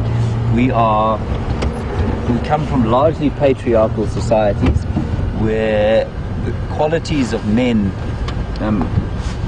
are the size of men is important to our legends. So you very seldom hear legends about little people, other than the hobbits, of course. You seldom hear legends of great warriors of small size, other than David perhaps and Goliath, and that's a remarkable story for the fact that it's the exception to the rule. And lots of fairy tales and legends of stories of men as warriors, big brave warriors, and they're spoken about in terms of their size and their strength and their physical prowess. And in fact, the little ones, the little smaller clever ones, are often seen as the kind of villains in many stories. And I think that comes from deep within our psyches. And so when we look at the animals out here, I mean, let me tell you, this is an interesting fact, that, and so it extends into our lives now. Malcolm Gladwell wrote a wonderful book called Outliers, and he quoted some research. It wasn't his own research, but the taller you are as an American chief executive, the more you're likely to earn. So, and they've actually quantified it. I think it's about $800 on your salary, $800 a month or a year, I'm not sure which. For every inch on your height as an American chief executive, you earn an extra $800. Now, of course, height is absolutely no predictor of intelligence or business acumen, but because of the human psyche and the way we kind of look to large people as leaders, large people tend to have a more domineering aura about them. That tends to be what happens, and I think we transfer that sort of psyche into the wild, So when we look at a large animal or a male animal that we think, wow, that's an impressive animal, our immediate reaction is to say, well, that's a big male. And if it's an impressive female, we say, wow, that's a beautiful female. So that's, I think, why we do it. And it is very interesting. And it's also why we are particularly impressed by, say, a leopard like Nkuhuma. Nkuhuma is a male leopard in this area. He's not very big. He's not tiny, but he's not a massive animal. And he's managed to, for any leopard to make it to adulthood is particularly difficult.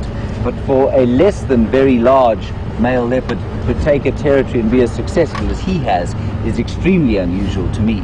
So that's why for me, I think he's a fascinating case of a very interesting leopard who's managed to kind of overcome the odds, if you like.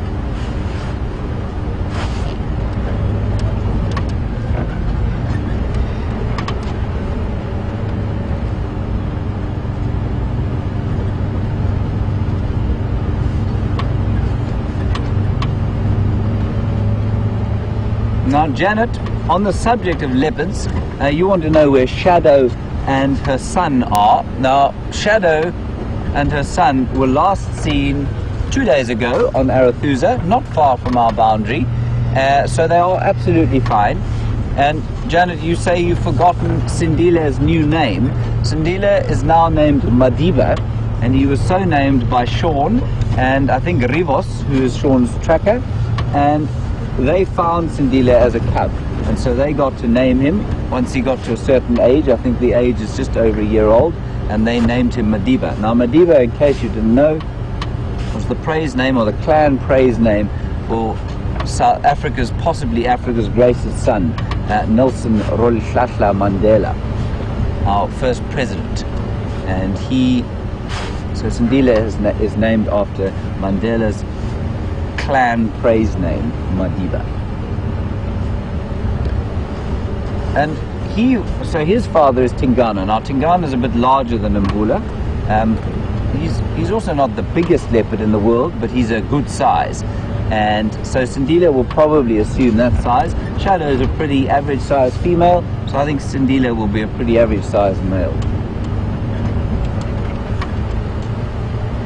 He's a magnificent animal, little Sindile. I really enjoy spending time with him. I've felt a real sense of privilege having spent so much time with him over the last month or so.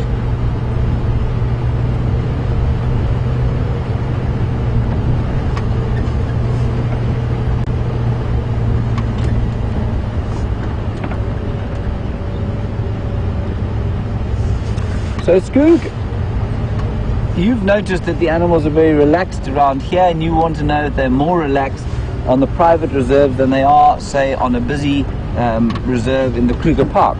Skoog, no, that's not the sort of way it works. How it works is the more experience they have of vehicles, the more relaxed they're going to be. So on a busy Kruger road, like a road between Skukuza and Lower Sabi, the animals you see there will almost completely ignore any vehicles that they see. Animals in new areas, so in a more wilderness area like the very northern parts of the Kruger Park, or into the Mozambican section of the Greater Limpopo Transfrontier Park, they will tend to be a lot more skittish because they don't have experience of vehicles. So it's simply their experience of vehicles and humans that make them relaxed or unrelaxed around us. So in a hunting concession, for example, where animals have been hounded by people trying to shoot them, they will be extremely skittish of vehicles and people on foot. And so, yeah, it's just a question of their experience with vehicles and people that makes them either skittish or relaxed around us. There will always be a certain boundary beyond which you won't be able to come. So animals will maintain a sense of wildness around here. No matter how long no matter how much time we spend out here, the lions, there is a boundary beyond which they will get up and move away from the vehicle. They will eventually start to feel threatened. And so, yeah, there's a boundary you can't cross, but absolutely, the more time they spend around us, the more relaxed they will get. And that's on foot and in a vehicle. It doesn't seem to make a difference.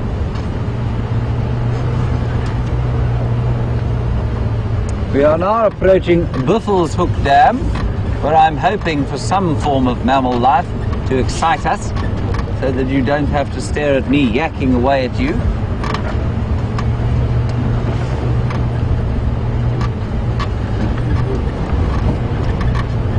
Andre's first visit to Buffels Hook Dam was very productive. We saw Mvula, about whom we were just talking. Jean-Andre actually spotted him. Well done, Jean-Andre. I missed him completely.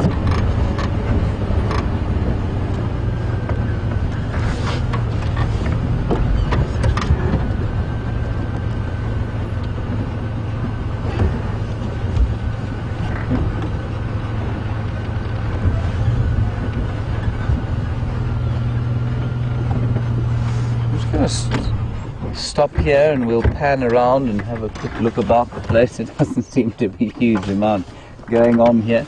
But Joanne in Arizona, we were talking about the Greater Limpopo Transfrontier Park. And you know what I'm going to do, Jean-Andre? I think I'm going to draw a little map for people, just so that they can understand it. There isn't much to see at the moment. So I'll just give you a quick idea. I'm just going to reverse slightly and draw a map in the sand there. Underneath the Balanites tree. Is that alright? You just tell me if I'm in the right place or not. Would you be able to see here? Right. Here is our map.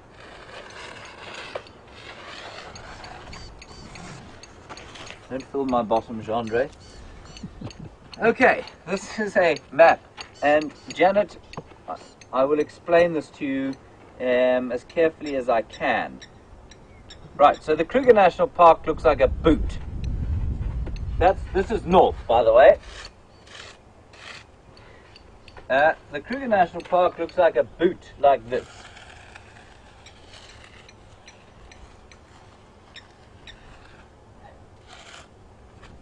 Okay, that's the Kruger Park. Now, in fact, I'm going to have to extend this. I'm the most appalling artist I've ever come across. So we're just going to extend this slightly. And this is the South African border. Okay, here's the South African border as formed by the Limpopo River, the great grey, green, greasy Limpopo River of Rudyard Kipling. And north of here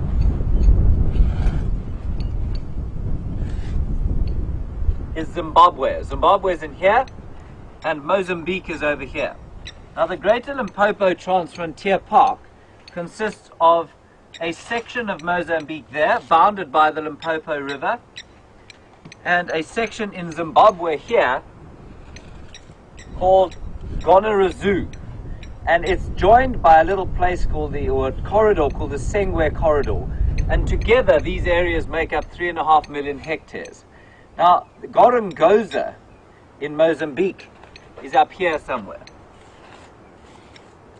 It is not joined to this particular wildlife area. And I think the word Gonerazu and Gorongosa sometimes get confused, and that's why people ask this question. Anyway, that's how it kind of works. We are over here. A little section there called the Sabi Sands on the western edge of the Kruger Park. And there are no fences between us and any of this other wildlife land. But Gorongosa is a separate entity entirely.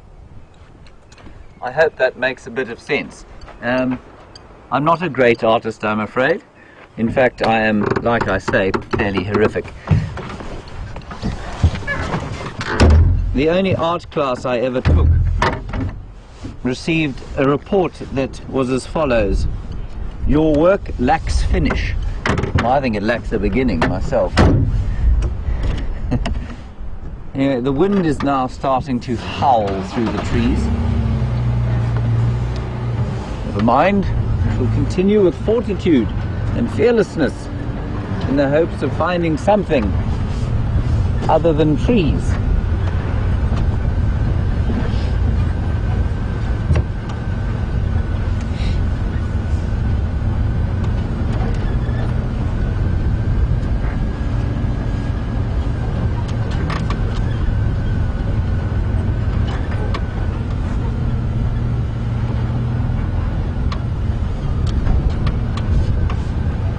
Vicky, you say you can just Google a map. Well, I can't just Google a map out here. I like drawing maps, seeing them. But absolutely, if you know where Gorongosa is, the best thing to do is to Google it, I suppose.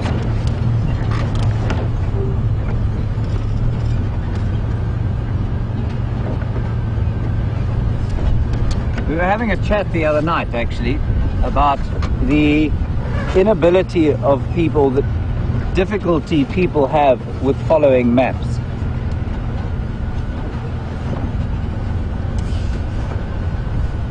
And we can chat about that a bit later, but the good news is that the Men's Health cover model, Scott Dyson, is back online, and let's head across to him and we'll see what he's found. He can tell you about the hyenas. I don't think that he's still with them. I think he's had to come away from that area, but he'll tell you about them, and I'll see you a little bit later.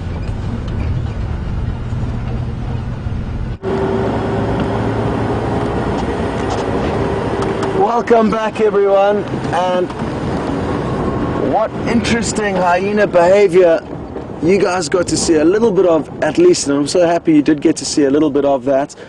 Brian and myself stayed in that area, and we only left about 5 minutes ago. They continued chasing one another around, but found one guarri bush where all the action was centered around.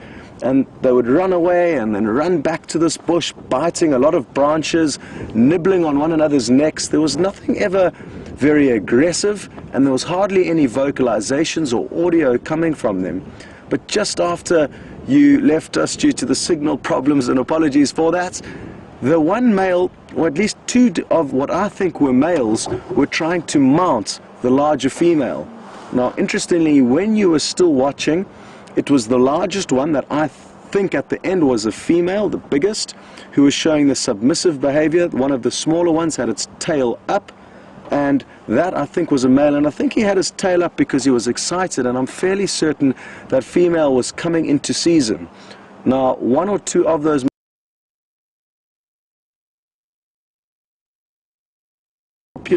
but they were certainly attempting to, and it continued backwards and forwards for quite some time, like I say, until about 5 minutes ago.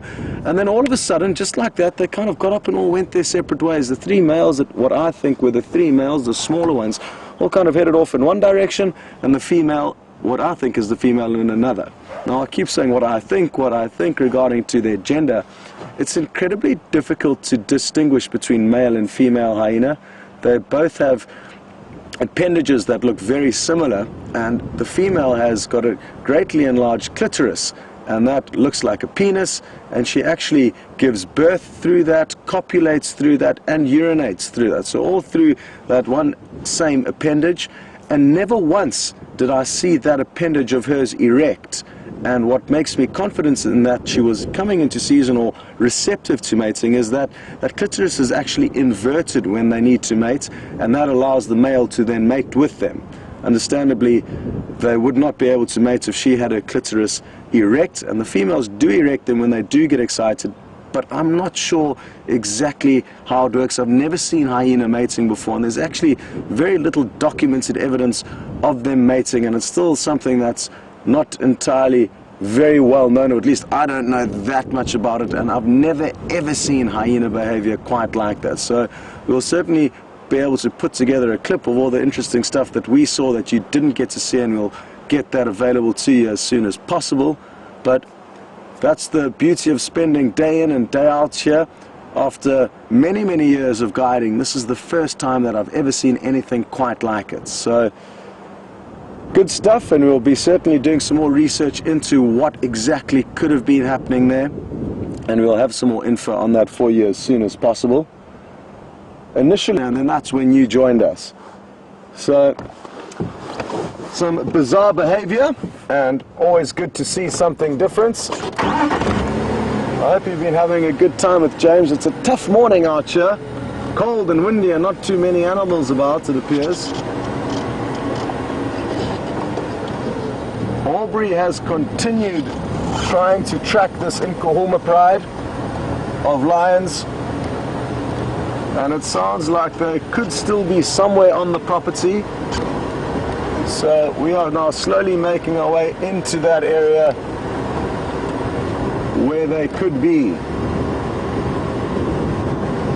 So we're going to continue trying to give Aubrey a hand. There's a chance they may cross into Arathusa. There's a chance they may stay on Juma.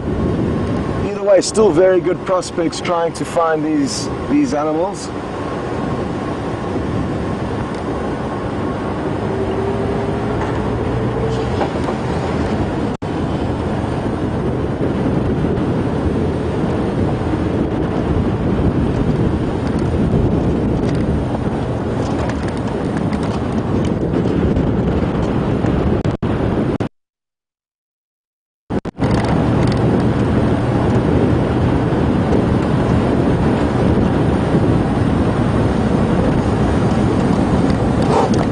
One thing that I didn't mention is that what I thought was the female hyena was not one that I recognized from the clan here on Juma. She had no notches on her ears. She was in very good condition. She looked like, to me, a young female that was fairly flawless, whereas a lot of the females within the clan that we view, all three of them actually, there's three mothers that I've seen, or that we've all seen at our clan, are all quite scarred and battered. So I don't think it's one of the members from our clan. And on that topic of the different females, there's a hierarchy. So there's an alpha, beta, and I don't know what the official term is for the third one, but there's three different females that have all got different hierarchy within our clan, and all three of them will mate. And a question that's just come through from Jeff is that whether or not only the alpha female will mate. And no, not necessarily. Not necessarily. In our case with the clan here, three different females have all given birth to cubs.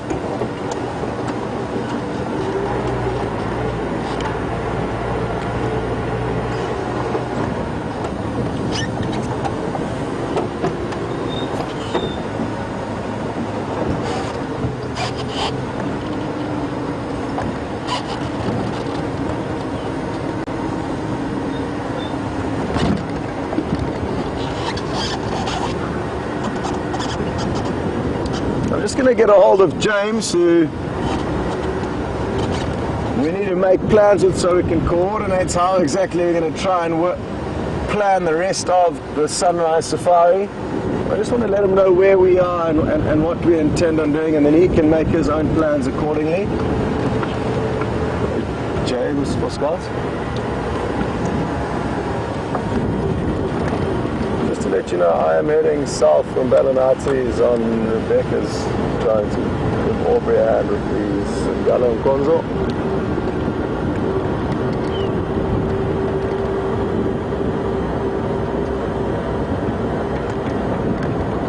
James is quite far away from this action of the tracking of the Nkuhuma prides in the northeastern corner of Jima, but not too far away. I mean, he can get here if he wants to.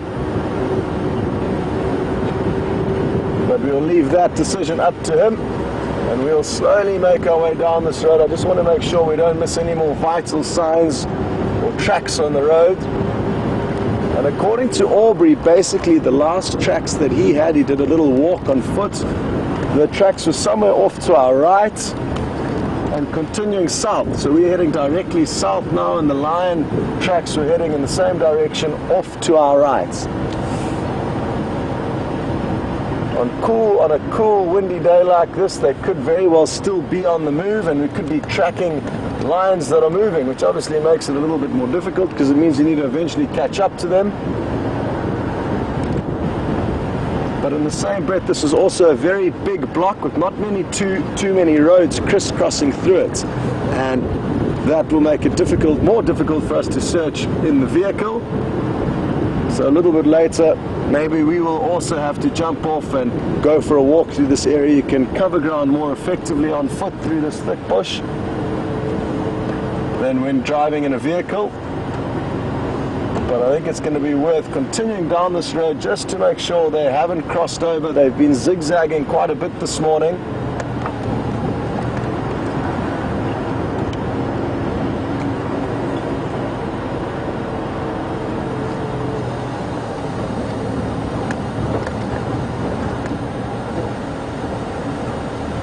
morning to Carol on Twitter, and you obviously haven't tuned into the show for a while now because you're not aware that we have managed to relocate the new hyena den. It was relocated probably over a week ago.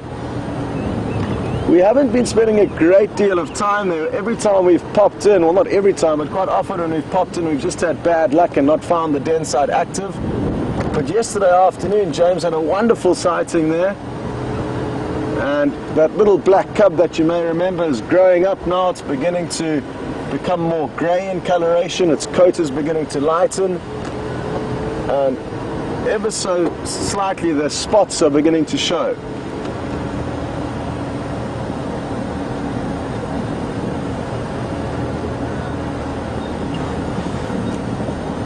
And that was Stefan who found the den site for us. We got very lucky there. It's in quite a tricky area as well. It's not as easy to access as the other ones, and it's a lot of very thick vegetation around it. I can just see Aubrey's now approaching us, so he's been the one that's been heading up this tracking exercise, and I'm just going to have a quick chat with him. What it means is that the fact that he has made it all the way to where we are now is almost guarantees that the lion are sleeping probably, or maybe still hunting somewhere in this block to our right. But Brian's now going to have to try and shift the camera away to not show the guests here. Orbs? Yeah. No luck? Yeah, must be a up. Okay. Well, I'll try maybe from by now. Okay. Yeah, maybe... Okay, yeah, I'll just jigger. Okay, good idea. I'll do that. Good luck, everyone. Me too. You guys have been doing all the hard work, though. So we'll be sure to call you if we get lucky. Thanks, Orbs. I can try it, but I'll radio for this. That's it, Skoro. Okay, good luck. Thanks, Orbs. Sorry about that, everyone, but just important to pay our respects to poor old Aubrey. He's been spending a lot of time working this area, and we're going to continue trying to help him find these animals. His guests also pleaded desperately to try for us to continue helping, which we certainly will.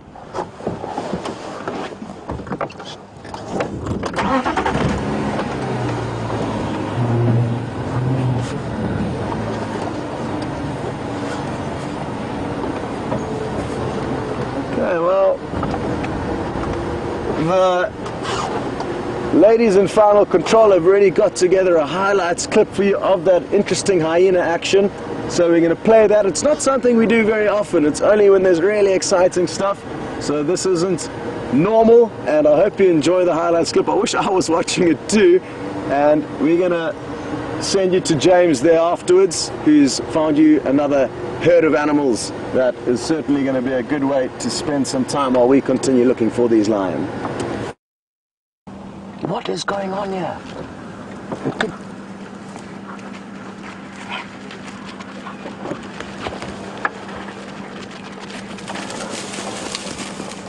I think it could just be playful behavior. And I think they're excited by the fact that they've been swimming in a waterhole, it looks like. So it's not blood they're covered in. And they're right here all around us. Other two you can see playing off in the background. Absolutely incredible. And quite similar behavior, you could say, to what James saw the other day. And again, it was water related. The hyenas seemed really excited and happy.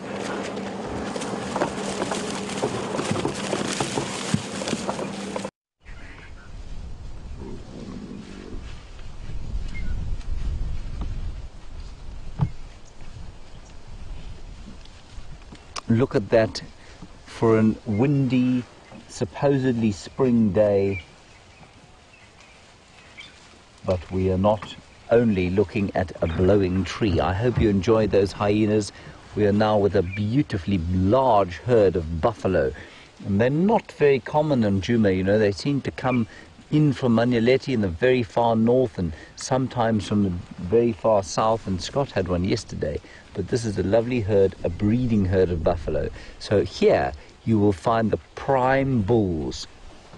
You will find the ultimate bulls that don't live on their own. They live in the herds because they're big enough and strong enough to still fight for breeding opportunities, and they'll be on the outside of the herd, and then in the midst of the herd you'll have the cows and the calves, and they move as a very kind of tightly knit unit, especially if they feel at all threatened, which these ones don't seem to, of course. There are probably, I would say, about 200 in this herd. It's not the biggest herd in the world, but it is really nice to see one. They're going to come out into the open, I hope, just as they cross east over our boundary. We're right on the eastern edge of where our traversing is. And these buffalo, you notice that they are grazing, of course, because they have to graze. They will browse if they can, if they're really desperate. But this grass for them is absolutely fine because there is enough to drink. They've got the most amazingly efficient digestive systems as long as they have enough to drink. So they can eat this dry grass, which is seemingly totally free of any form of nutrition. And then as long as they can drink twice a day in the winter time, it's absolutely fine for them.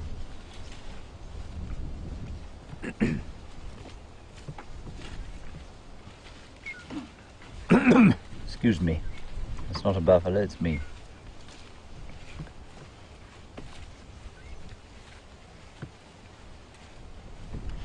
Should we reverse back a bit, Jean? Are you happy here? Just reverse back a bit and try and get sort of in front of the herd. Can sometimes get confused, and that's why people ask. Jean is very kindly not showing you that I have a blankie on my lap because it has become so cold.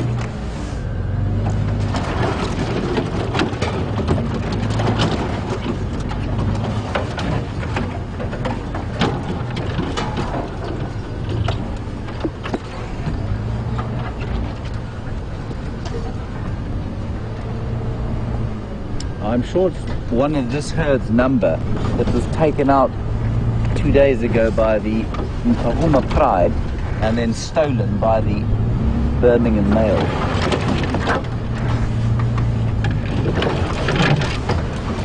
Sorry, buffaloes, I don't mean to make a noise, but it's difficult not to in this car. We're going to come out into the open here.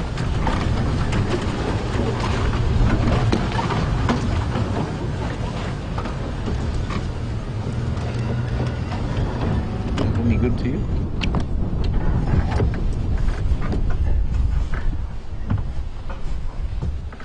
Just before you came across to us, we found one standing right atop a termite mound, because that's of course where the most nutritious grasses will be found.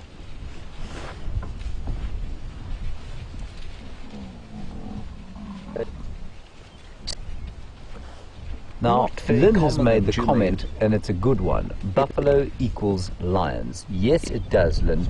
It would not surprise me to find a pride of lions tracking these buffalo, except for the fact that Scott is tracking the Nkuhuma pride south of here, south and long way west of here, and I think that's because they're running, basically, from the Birmingham boys. It wouldn't surprise me, however, to find the Birmingham boys not too far behind here and perhaps tracking them this evening, or on a cool day like this they might track them during the day too. But you're absolutely correct, Lynn. Where there are buffalo, there are often lions quite close behind.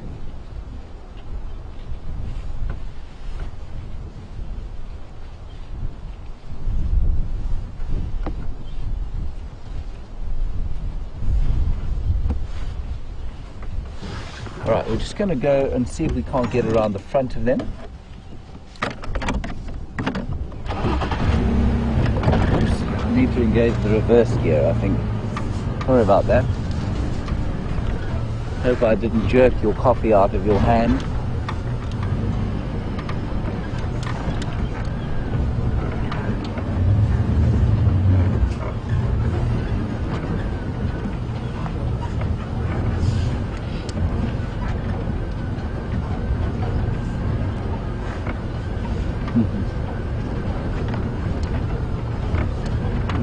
all know, young junior from the Nkuhuma Pride, 3.5 years of strapping sub-adult male lionhood, is around on his own somewhere.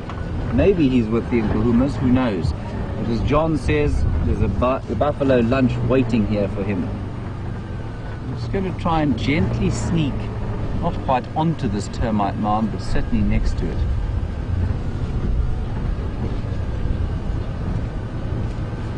Hello chaps, don't worry about us, you just keep going.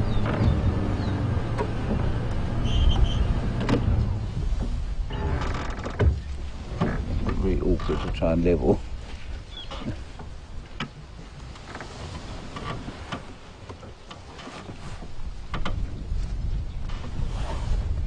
So following a herd like this is obviously not too difficult, because they do leave a very obvious sign in the way of dung, footprints and squashed grass. And Edward on Twitter, you would like to know if they're easy to track in the wet season. Do they leave a swathe of tracks? Yes, they do, absolutely. They crush the grass and it's very easy to see where they go. But that action that they have of crushing the grass and of sort of churning the soil is massively important. And I think we lack buffalo here. I don't think there are enough of them. And I think that we could do with perhaps a larger influx and some encouragement in their breeding. They certainly used to be culled out here, but they aren't anymore. And buffalo play a huge role in trampling the soil, putting the seeds into the soil, covering them up, and then of course fertilizing them. And they play a huge role, an important role in rangeland health. That's a little fork-tailed drongo, just flew off out of the right-hand side of your screen. Now Nancy, you want to know, we were talking about lions, excuse me, lions and the buffalo, and could the Nkuhuma Pride be looking for this herd of buffalo? Nancy, if they are extremely incompetent trackers. They're a very long way from here, and they're nowhere near where the tracks of this buffalo herd have come from. This buffalo herd's come out of Buffelshoek. It's come to the waterhole sometime during the night, I think, and then popped along here to graze. I don't think the Nkuhuma Pride is anywhere, well, I know it's nowhere near this, and I definitely don't think that they're trying to track it.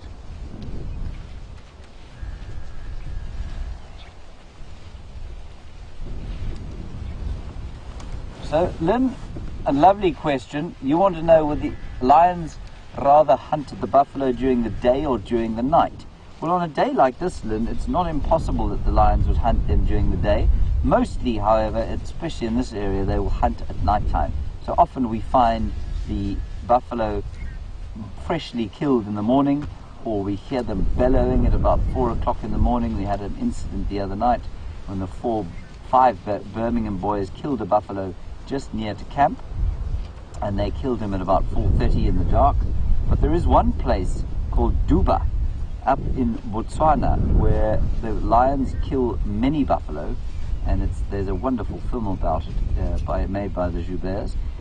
Is it Eternal or no? Eternal Enemy was the hyenas. It's called something like an Eternal, a synonym for Eternal Enemies.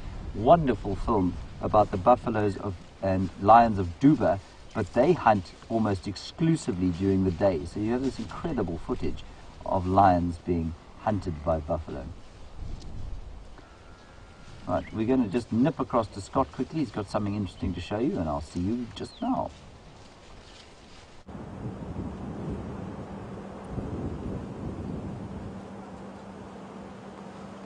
Well, from a large indomitability of buffalo to a very small and old and weak steenbuck.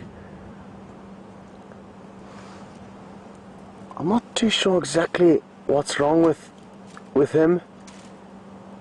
He doesn't seem in good shape, although maybe it's just the cold weather that's causing him to not be too concerned by our presence. We're just a few meters from him. Brian managed to spot him in this thick clump of bush, and his coat certainly indicates that it's not in good condition at all, and that's not surprising to see at this time of year. A lot of the older animals will really start showing signs of weakness. There's not much food around for all the herbivores. Having said that though, you can see he is still feeding, so that's a good sign. But you can see his coat there is looking not very healthy at all, and that's a good indicator of his condition. He also just doesn't seem too lively or strong.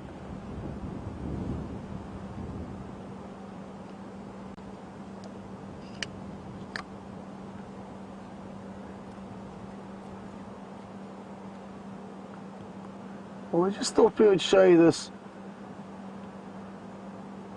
close-up of this poor old male, and we're going to leave him. We don't want to cause him any unnecessary distress, and by moving the vehicle around too much we may do that, so let's just leave him in peace and hope that he does manage to recover.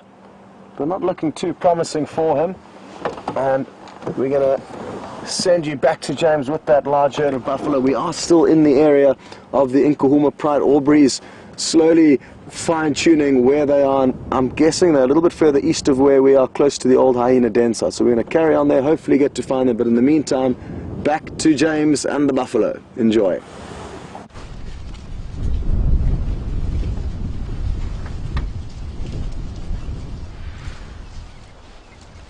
Hello everybody. What's interesting now, welcome back here. I believe that you've come from the tiny little Steenbok, who doesn't seem to be in great shape, to this really healthy, lovely herd of buffalo. And what's interesting is that we have now turned, they've kind of changed direction. They're heading north now rather than east. And the wind is coming from the southeast behind us. And because of that, you can now see some of them looking up and trying to smell us. They've picked up our human scent. That is a natural sort of threat to them. And so they're not that comfortable with us getting too much closer than we are now.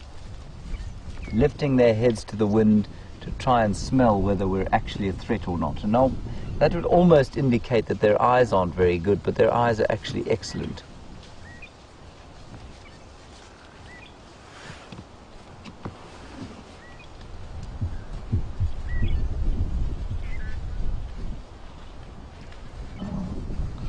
Rena, you say that it's odd to see that there are no oxpeckers on them. Rena, there are a few. I can see a few. Well, I'm not going to move right now, but we'll see if we can find you some. There's one, just there we go. Did you catch that one?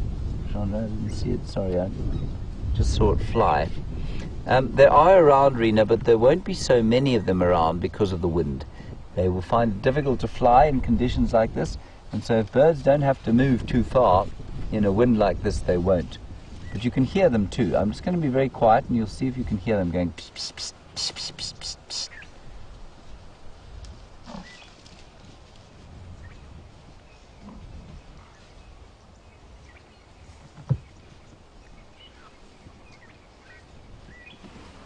And there's one there, just flicking around in the picture. There he is. There we go, red-billed oxpecker. So they are around, Rena. I agree, though, not quite as ubiquitous as they might be. And I think that's probably because of the wind. Not easy to fly in conditions like this at all.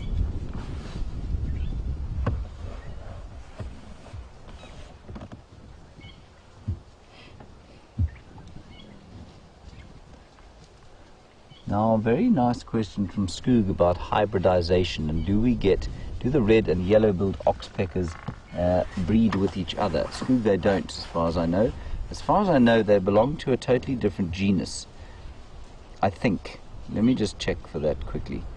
But as far as I know, there is no interbreeding. I don't think they're closely enough related to interbreed.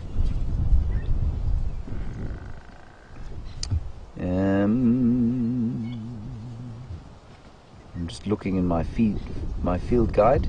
Buphagus africanus is the yellow-billed oxpecker.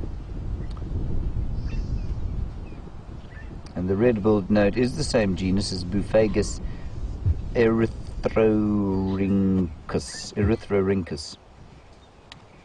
And they won't breed. No, they don't. They definitely don't interbreed. Some animals of the same genus left in the same area will sometimes interbreed. And I mean, an obvious example of that is the strange phenomenon of the zonkey, a donkey and a zebra breeding together. Doesn't happen very often, and they don't produce what we call viable offspring. They're like a mule, basically, which is a donkey and a horse combined. And by not viable, I mean that they're sterile, they can't breed. It does happen sometimes in nature, but not very commonly. And the animals have to be very closely related for that to be possible.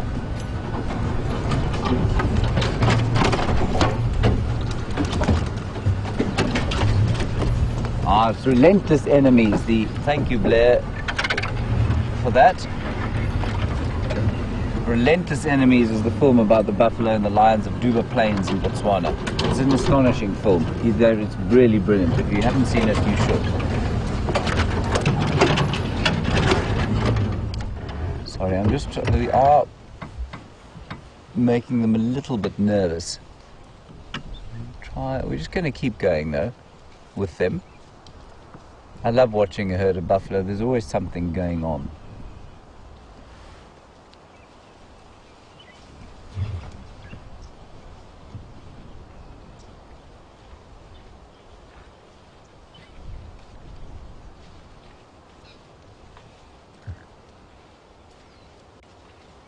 Beautiful young cow there. Let's move a little bit forward again.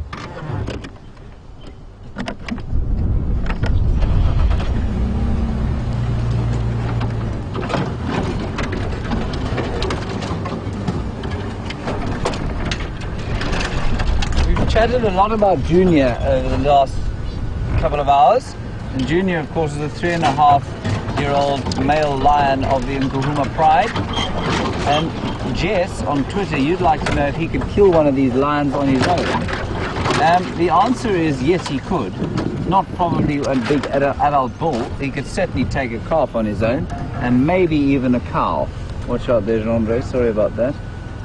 Watch your heads, everybody.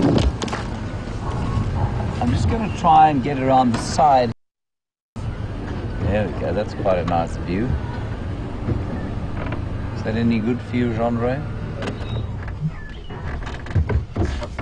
We're now parked on a termite mound, of course, and that gives us a bit of advantage.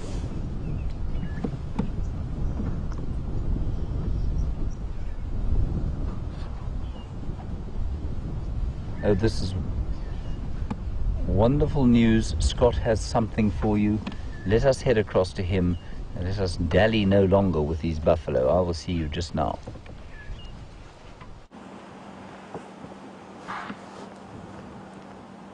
Welcome back, and look who it is.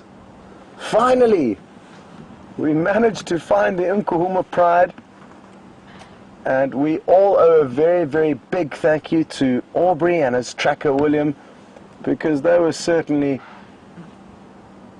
on top of these tracks more so than we were ever. And if it wasn't for all of their updates, we wouldn't have come into this area and found them. And thankfully Aubrey and his guests are on the way.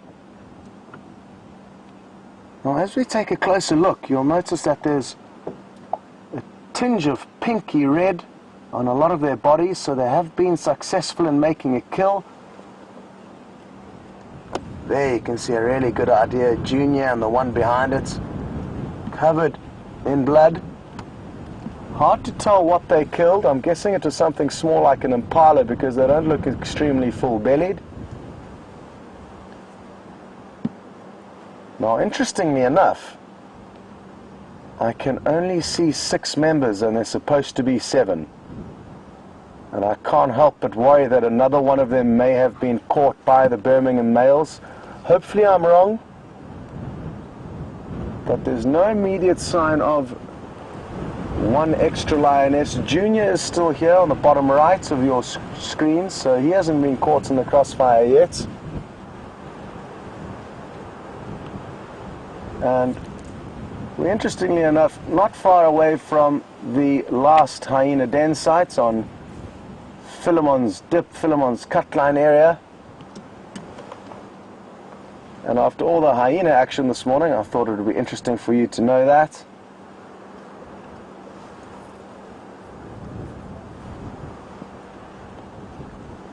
Quite some way from where James is with that large herd of buffalo at the moment.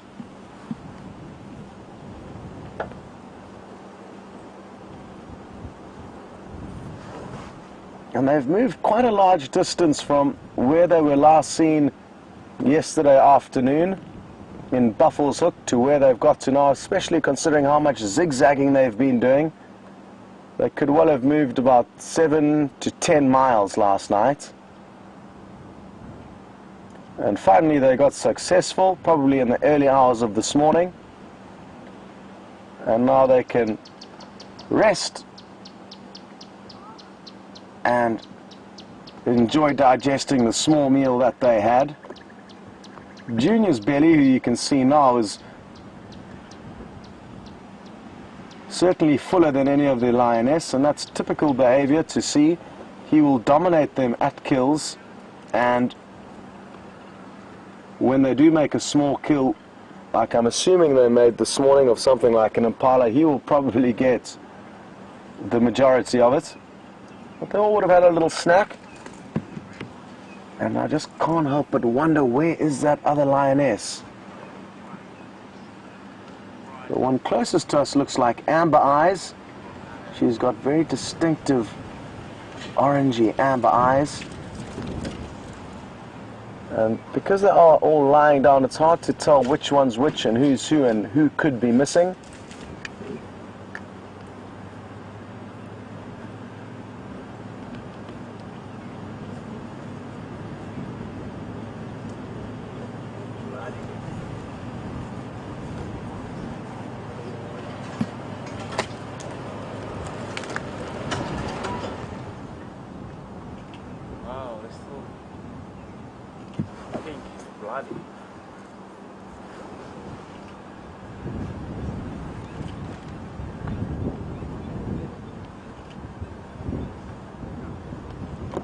Now, with all the interesting behavior we've been experiencing over the last few weeks, and will probably continue to experience for quite some time, with the Birmingham boys coming in to try and establish this area as their territory, David in Michigan would like to know if all this information is collaborated and used by any specific research company.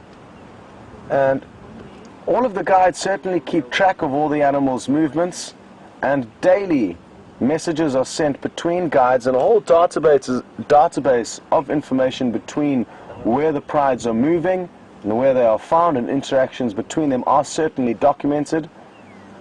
And there is an organization called Panthera who does do research on leopard as well as lion, and they do have access into this information. And the great thing about this area is that even though researchers may be incredibly knowledgeable in terms of what they do, they typically don't get to spend enough time out in any given wilderness to be able to establish long-term records of lions' movements and the ongoings between them. And therefore us as guides can help them greatly by providing them with information of what's going on, and that is what we do.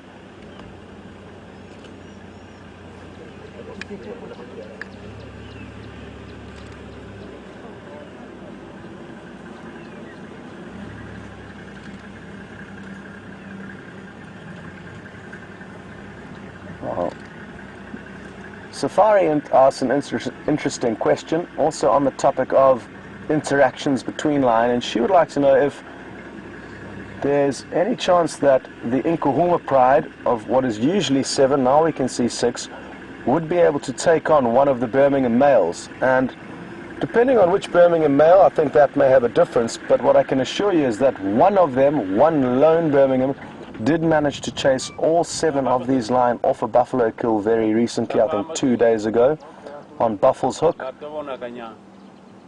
So the answer to your question therefore is probably a no, Safari. They are giving way to the Birmingham Coalition, and probably rightfully so after losing one of the lioness to their pride to them about 3 weeks ago, probably maybe 3 weeks to a month ago that happened. So they're going to avoid any confrontation with the Birmingham boys, even if it is only one of them.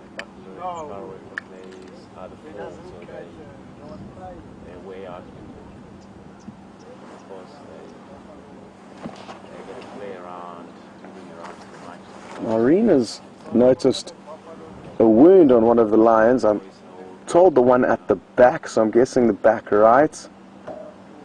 And there does appear to be some puncture marks in her rump.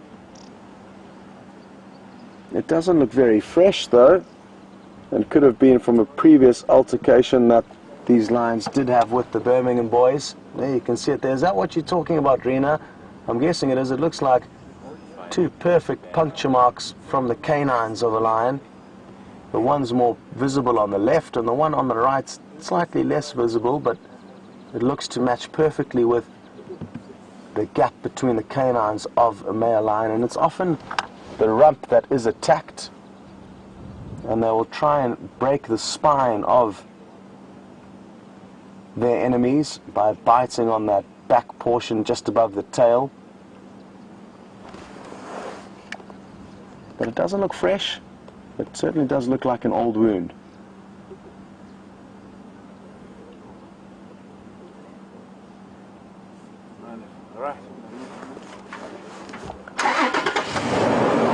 Trudy from Canada's noticed that they're all very huddled up and bunched together, and she's wondering if that's possibly because they're nervous or scared or are aware of something.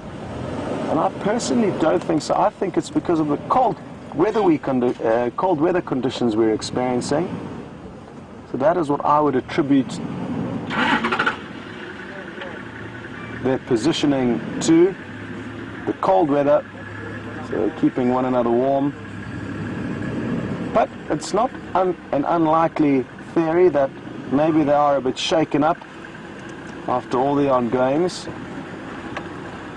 So that certainly could be the case.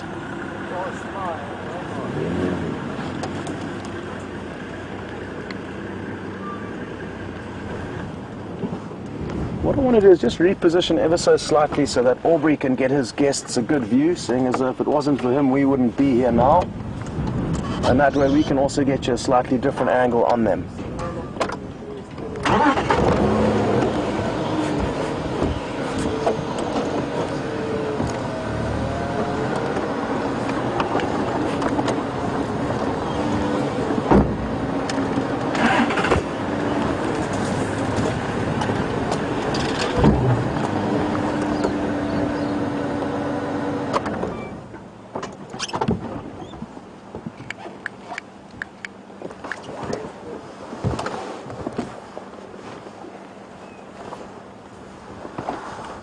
Look at that little pose.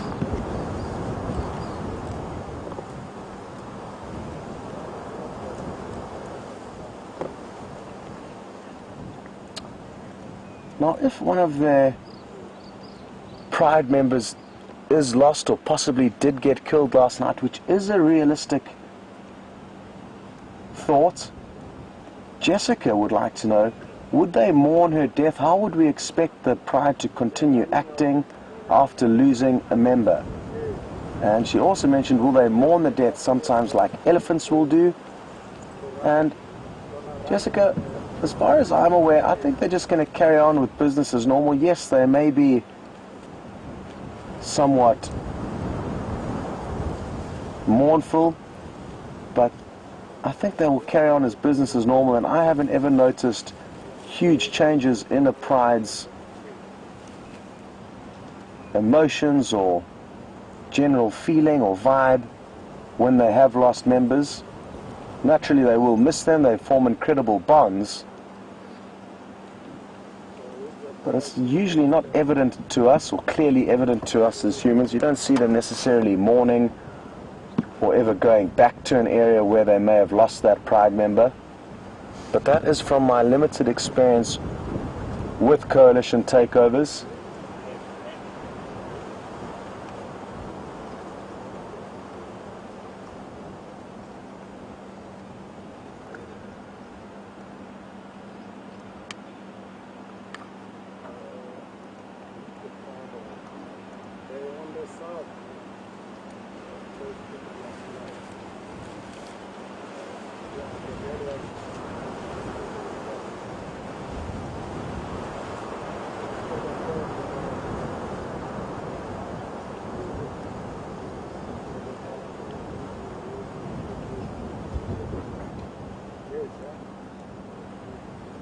Well, some of you have picked up on all of this blood and are querying my speculation as to them having made a kill and are wondering if it's possibly from a fight.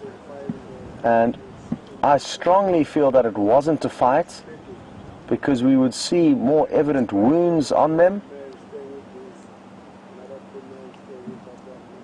And that's why I think it was a kill that they were fighting over, and possibly that they finished quite recently. And now you can see them starting to groom themselves, and after they've had a bit of a sleep and time to rest and relax, they will probably continue to groom themselves, and by this afternoon we'll probably notice that there's no more pink tinge to them, and some of you have even mentioned that Junior looks good in pink, so I'm glad you're enjoying his new look. But I'm almost certain this is them scrapping over a small kill, and that's why they're all covered in blood, and it's not because they were in a fight. Could be wrong, but it is just my opinion, and I feel quite strongly about it. Also, judging by their bellies, especially Junior's, he's got quite a full belly. And like I said earlier, he will dominate the rest of this pride at the kill, even though they can be so affectionate and caring to one another in times like this, when they're just relaxing. When there's food on the table, they will act very, very differently and fight quite ferociously amongst one another.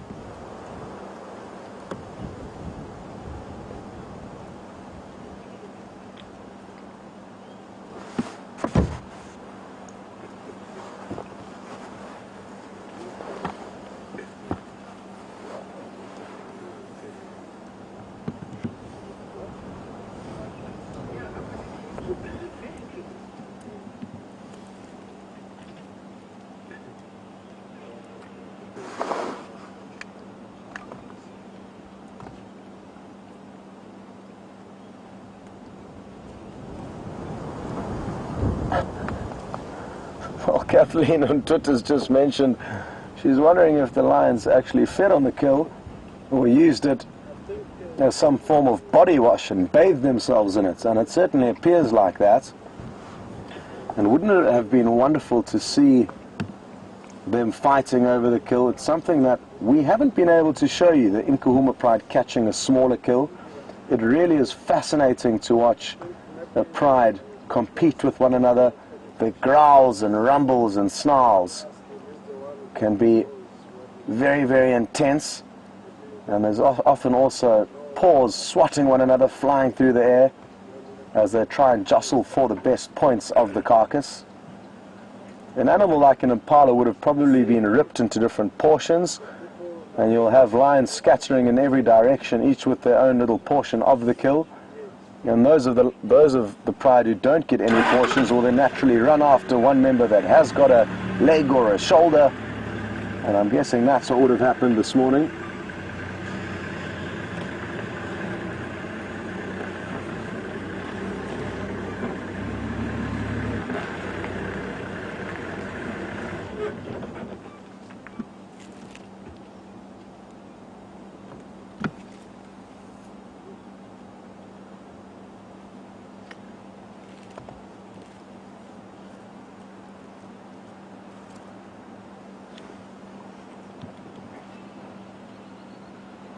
Well, I wonder if this lioness that we're looking at now was the one that was working the hardest to get the kill. She certainly appears to be very relaxed on her back.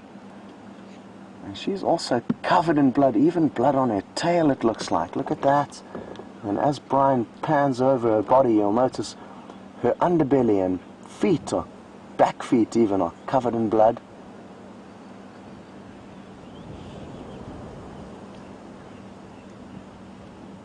She certainly does look very comfortable for now, though.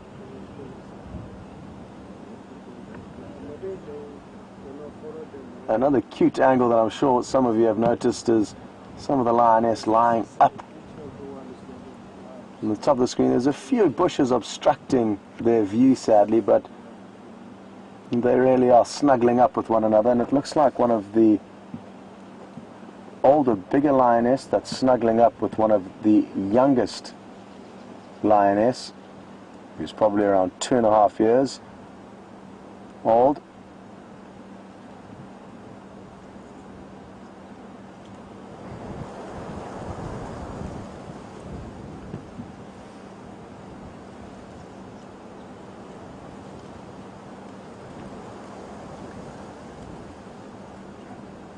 I'm so happy that they are on the property, though. It's been quite some time since we've seen this pride.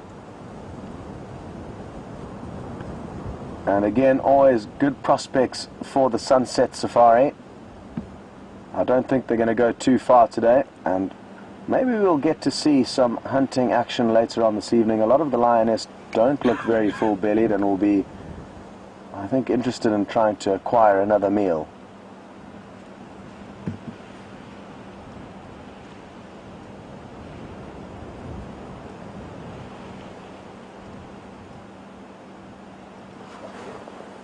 So we've just got a question through from the Matimba male lions on Twitter. I'm guessing it's not the real Matimba males that we see here, but they are interested to know if a lioness within this pride did come into season, would they seek out the Birmingham boys or the Matimba males?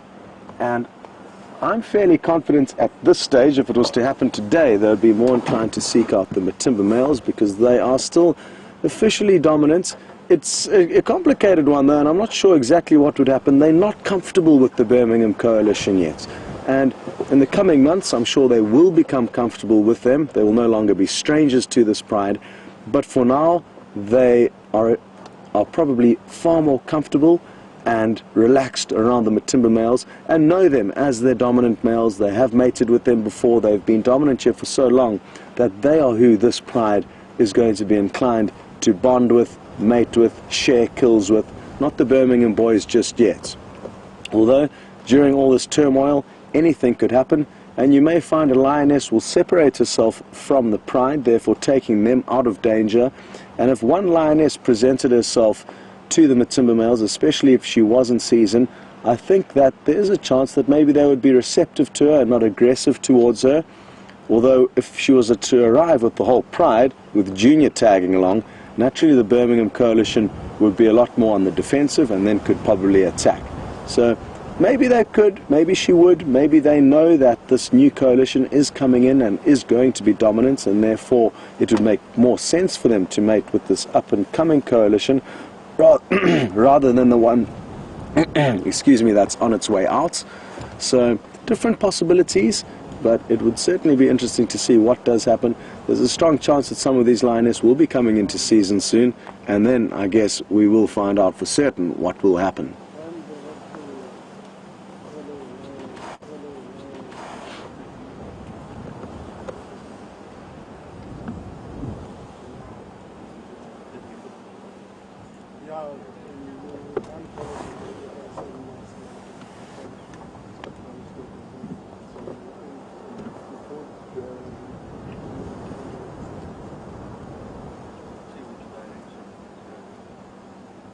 No, I think then they're going to do the things like this. Not us, we're not going to help you. I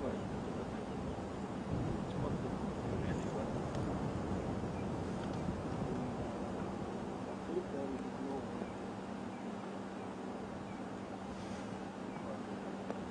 Yeah, let me try.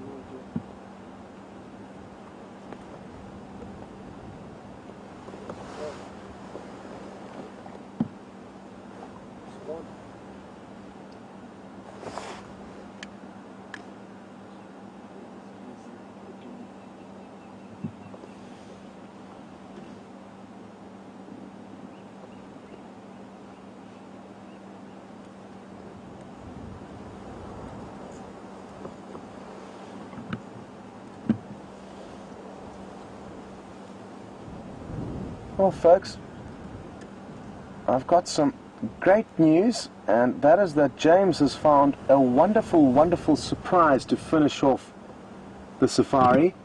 So it's time to say goodbye to not only the Nkuhuma pride, but also myself and Brian. Thank you very, very much for your support and for understanding the technical issues we've had and also the time we had to invest trying to track these animals, but at least we did get to find them. And this afternoon we're going to start off with a bang. We know where they are, and I don't want to waste any more time on this vehicle because, like I say, James has got a wonderful surprise for you all. Enjoy it, and be sure to tune in to the Sunset Safari. We'll see you all next time.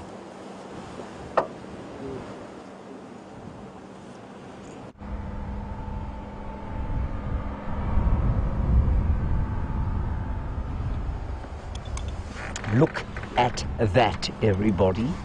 Welcome to the first sighting of Madiba. Well, since he was renamed anyway. Magnificent little leopard that we used to know as Sindile is now called Madiba. And he has a very, very fat belly. He's been eating himself into a stupor. I'm not sure how or when. I think Shadow was around here, so maybe she helped him kill something, or maybe he killed it on his own. We did notice him becoming a lot more adept at hunting, and I'm afraid that, just in case you're wondering, that noise behind us is not him growling. It is in fact a large piece of heavy machinery that is just finishing up the Arathusa airstrip, so I'm sorry about that rather industrial sound. I'm so happy to see him again. I haven't seen him for probably about 4 or 5 days. Very, very nice to spend just a little bit more time with him before we head off from drive today. So it's turned out to be actually a rather productive drive given the conditions. Scott worked with Aubrey magnificently to find those lions and eventually got them. The Arathusa guys had little Madiba here, and of course we had a buffalo, which was excellent.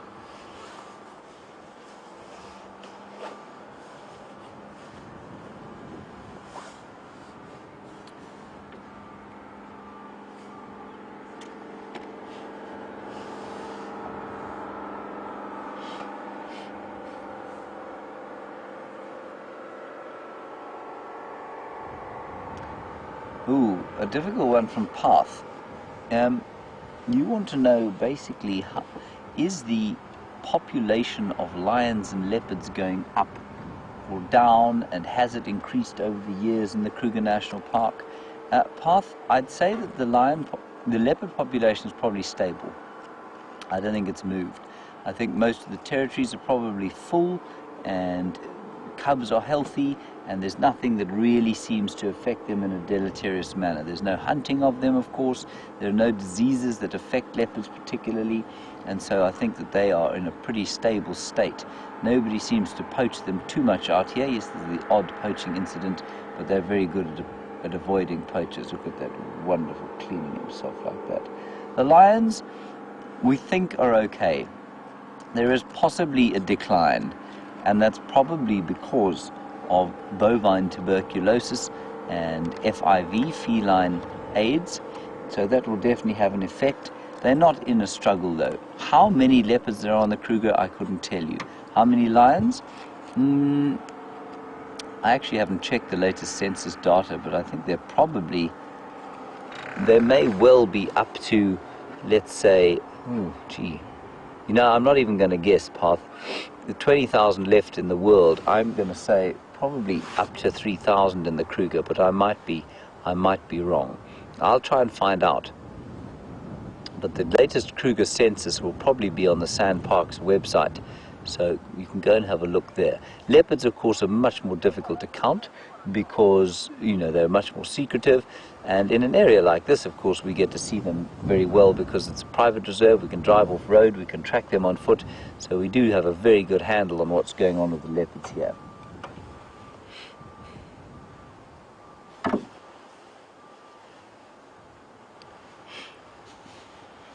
And as Dr. Debbie has pointed out, this little leopard is very full and uncomfortably so. You can see him panting away because his belly's so full, pushing up against his diaphragm and making his chest cavity a bit smaller than it would be otherwise.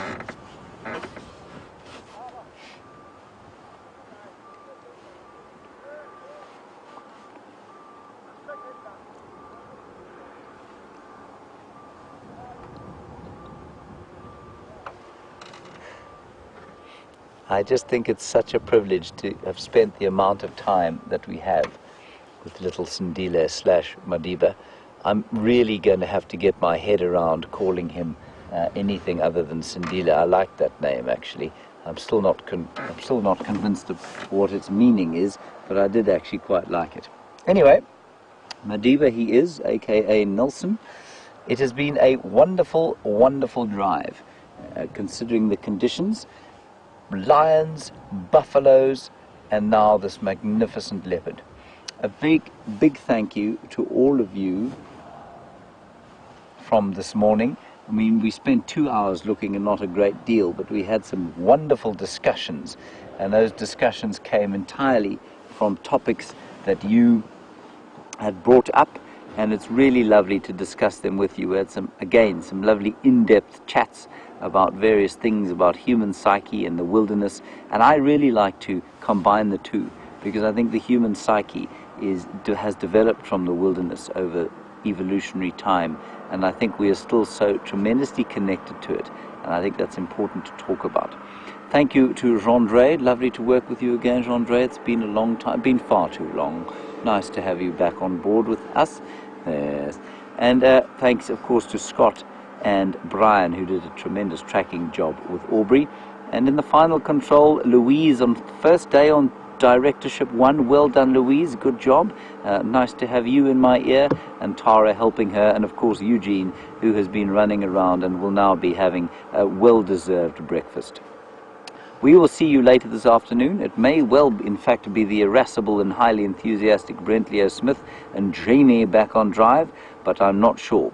We'll see a little later, and have a wonderful time wherever you have to be in the world. See you later.